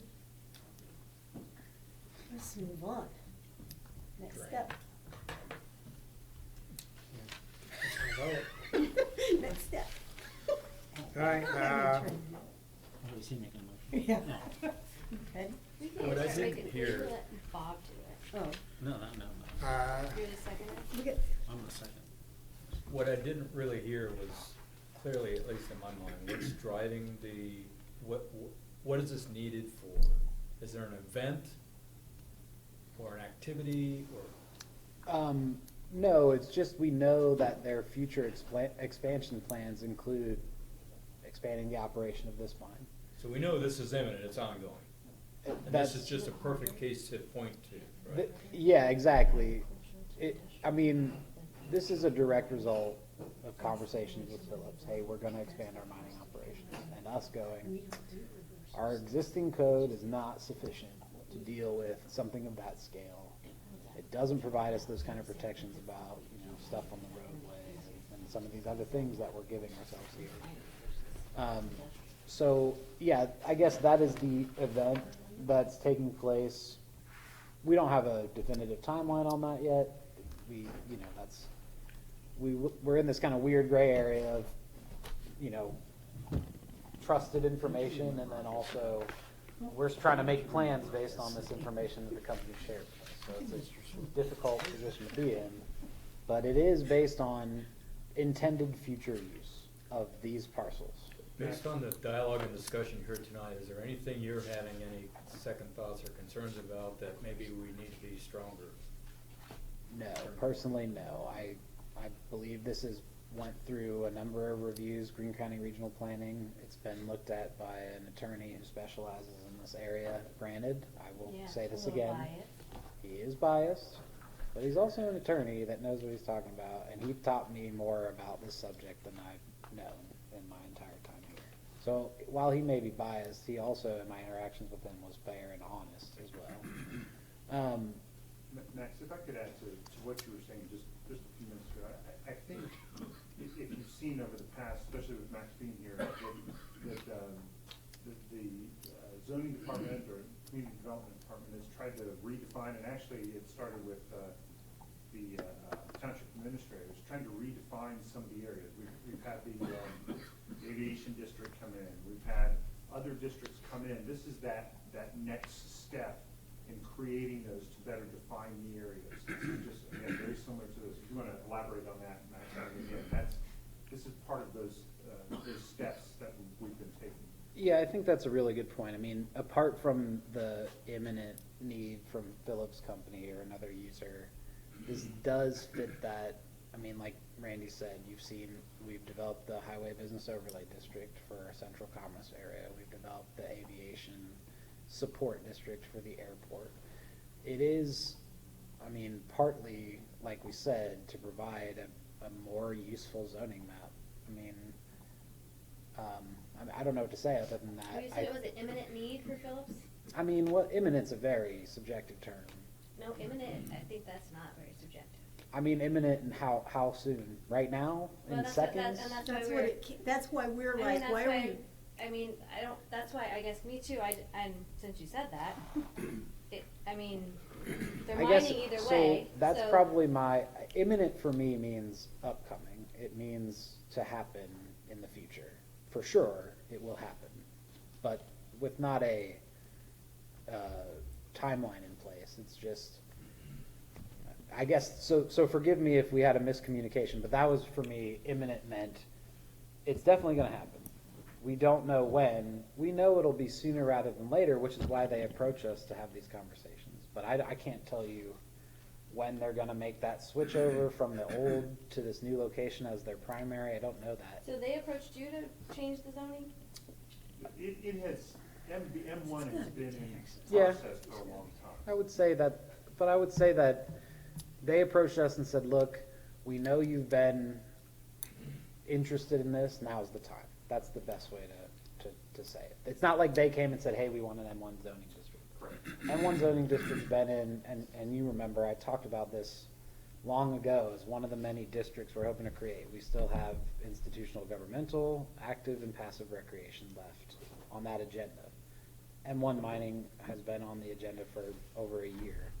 But Phillips said, hey, it's closer to time now. We should work on this. It should be in place for when we're ready. I think that's a fair ask. It's just like the Jenkins coming over and saying, hey, we're gonna buy this property, we need it to have mixed-use zoning because of our plans. It's not gonna be, and as you've seen, it's not like they've made any progress on that. But it shows what their intent is, and so that's the same thing that we're doing here with Phillips. They said, this is our intent, can you help us make the zoning? Well, I guess my thing, I'm just trying to figure out what's the difference then. I mean, I get it, your industrial is not called mining, but, I mean, there's still mining in industrial, so why it's, Well, because, I mean, besides transparency, I get that, but it's seeming to me like there's a little bit more there than just the transparency. what? Because there really isn't. There is, this is about, again, making sure that the zoning fits the needs of the business. I've laid that out. But also being transparent about our zoning. So it's both together. There is no other thing. Well, how come you, and I know it's obvious in the past, but how long have they been mining here? Second generation. Long And time. so what is the need now versus Exactly. before, Because, besides transparency? okay, so because we were essentially not really doing it right before. That's why the airport zoning district was created. It's like, it was zoned I-1 industrial. That was incorrect in a lot of ways. I believe that having it as a conditional use in another district versus having it as a permitted use in its own district is a disadvantage. I think it means that we have less ability to regulate specifically the use of mining. But I also think that it means that it's ripe for confusion. If Phillips came right now and said, we're gonna mine here, and we had our existing language, and we tried to say, well, you can only do X or Y or whatever, and we tried to impose limits on them, they would demolish us in court if they so chose to take us, because our zoning resolution is not sufficient. It's really not. There's a lot of ambiguous phrases. There's a lot, like trying to impose noise limits on a lawful mining business that we cannot do.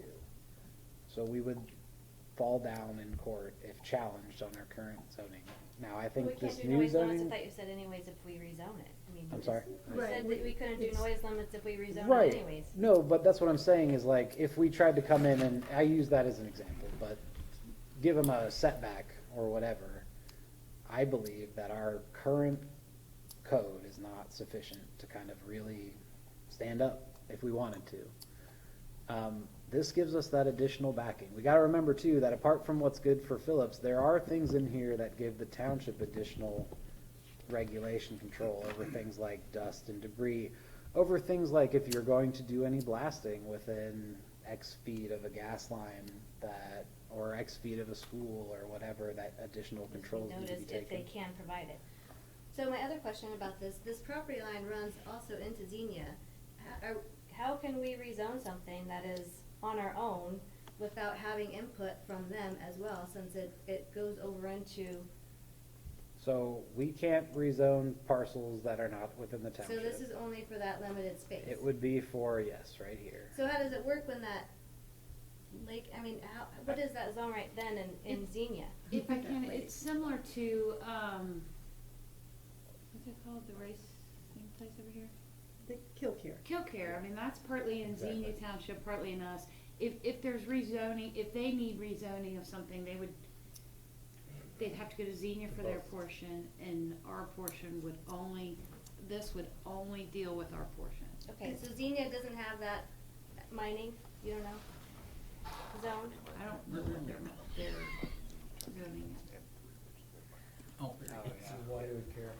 So, Right, well, and that was the other reason it that does I make asked Randy about makes a really good Marietta. point that actually these are zoned M3 mining. So they already are, okay. Mineral extraction, processing, and storage district. So they're And in many same thing ways. with the one above it right there, the other little pieces up there, where the other half of the little lake is? This one? Yeah. That is also zoned M3. You may have already said this, but I'm curious. Did you look at all at what Xenia's done in their mining. Yeah, our language is cribbed heavily from their language, just like Andy Field's zoning language. Start What's the with difference base. between M1 and M3? Okay, They must I have don't, other let's, I mining really don't districts. wanna, yeah. They might have a M1, M2, M3. This M1 is an internal way we call it. Yes. Yeah, That's it's just a not, local. It's not a Just to state, clarify, No. M, for No. Xenia Township's, M1 is a restricted or light industrial district, M2 is heavy industrial district, M3 is mining. It's just simply There you So go. there's the still letter and the number industrial, that they put industrial. on it from that township Thank you. level. So Interesting. It's just like our I-1, I-2. So is there any reason you guys don't wanna vote for this tonight? I just am trying to wrap my head around why it's, and if they still have theirs, that, I don't know, I just don't understand what's hurry. the hurry, and, I mean, I get the transparency, I don't know. Well, I think we, you know, we're voting on the language, we're not voting on the rezoning of the property. That's right. Yeah. Exactly. I'm there. That's for another time, when they Yeah. come in for rezoning. But it gives them the opportunity. Well, there's two rezonings. There's when we rezone it on behalf of the property, and then when they wanna rezone any of the agricultural land that they own. Right. So there's, So- when the township rezones it, and when they apply for a rezone. Well, I brought this up the last time, and we keep talking about, change in the here and now, but at some point in time, we may have to resort backwards when it comes to, agricultural land and, some of those kinds of things, and I know that Don says, well, that's in land use, and I don't know that that's really a process that especially works when you think about what are the criteria for moving from one zoning to another if you move backwards. And so does it, making it an M1, make it more difficult or to turn it back into any other kind of a zoning if that's something that we want to think about for the future? to answer your question, I think people extracting a bunch of minerals into craters is what makes it harder to rezone it back to anything than any zoning. would Parks and apply to. Rec. I mean, truthfully, and I'm not trying to be, No, But I I know mean, what you're saying, yeah. but that's the way that we see the world right now. I don't know. I do understand your point, and I guess, let's take the mining out of it and say, you're rezoning ag to residential. Is it harder to rezone it back to ag? Absolutely, it is. But that's because you've put a bunch of houses on it. And that would be the same logic here is, yeah, theoretically, eventually this would be zoned passive recreation. Once it's fully reclaimed and it's a park or whatever its designation is gonna be, we'd change the zoning from mining to some sort of recreation district. In the meantime, yeah, you're not gonna really be able to make that go back to agricultural land. It's not gonna happen. It's been depleted of its resources. That's what mining does. So, all I can say is that while I understand your argument as applies to most districts, I think in this specific case, the fact that use of mining is what's gonna make it go back, or not be able to go back. Go back to anything. Yeah, they've put a bunch of craters in it. You can't really, that's why the reclamation plan is usually a lake quarry or some other thing. You can't really do much besides that, so. But people need gravel too, you know what I I mean? know. Our hands are tied. Yeah. It's at the Ohio level. Uh-huh. Got it. Language changed.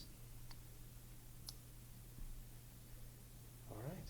Were there any major differences between what you had here and what Xenia had? Yeah, we made some significant changes after speaking with Brian Barger, for instance, removing the idea that we could control noise. Were to protect or to compromise? Well, they have more power as a city than we do as a township, one, but probably not even as to mining. But they do have different things that they can do as a city than we can do as a township. So we're bordering Xenia as a city, not as a township. There, it's the city. Yeah.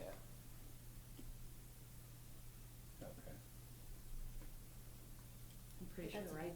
I think that's Xenia Township. Oh, is that township there? That- I that's- thought it was Oh, city. yeah, this little, Okay, my this bad, little sorry. loop here, I yep. thought that It was, is kind of an odd.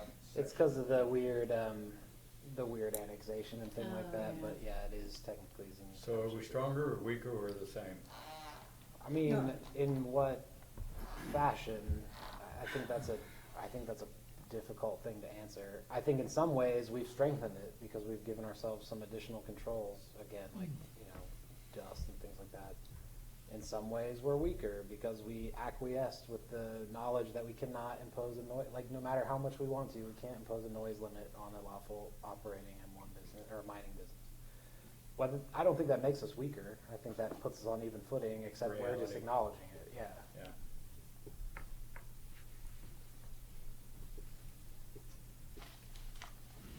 Any more questions? Me too. I Ready wish for we bed. would table it. All right, well, I'm gonna make a He doesn't- motion he then. just wants the motion to be done. That's a good reason. Motion to recommend approval for case number 826, the text amendment for the M1 zoning district as presented. I'll second the motion.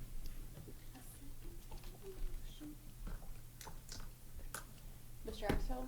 Yes. Ms. Horton? Yes. Ms. Stalter? Yeah. Mr. Geist? Yes. Mr. Brown? Yes. All right, thank you, Lord. I know that one was a tough one. Thank you. Because when they bring Where's something, that easy they one? want us to be They just want us all to say yes. All right. Very quickly, we do not have any minutes for you this month. However, what I'd like to do, unfortunately, we have a case in front of us in December. It was my What? fault. I didn't hear We that. do have a case in front of us in December. Oh, Someone applied, so we will be having a December meeting scheduled. Based on that and based on the fact that I think we want to do a little bit more fine tuning of the draft minutes as they are, what we would like to do is bring you one case in December and then a slew of minutes. Basically everything from the rest of the year. A slew. It's a lot of minutes. readings. I think it ends up being, what, 6 sets of minutes, including this one, or 5 or 6? You got carpal tunnel Well, yet? 6 with this. Yeah, with this one, there'll be 6 sets of minutes in front of you guys. So that'll be December 2nd. Let me just check Will you on meet that, me but, here? yeah, I'm out of December town 2nd. that day. I don't think so. Okay. I think the case is a pretty Okay. straightforward one. I mean, and I then could send someone if you need, cause I'm out of town on the second. If we get another case that I'll let you know, but I don't think right now. So yeah, December 2nd would be your next meeting, and I just wanted to make you aware that there will be a number of minutes to look at and pass. So in theory, if you get the minutes to us in advance, we can read in advance. That We is ought to the be able to goal, say, sir. That is the Approved. absolute Yeah. goal. The good news is that 3 out of the 5 are ready to go, so they can be sent to you as in advance for some light reading.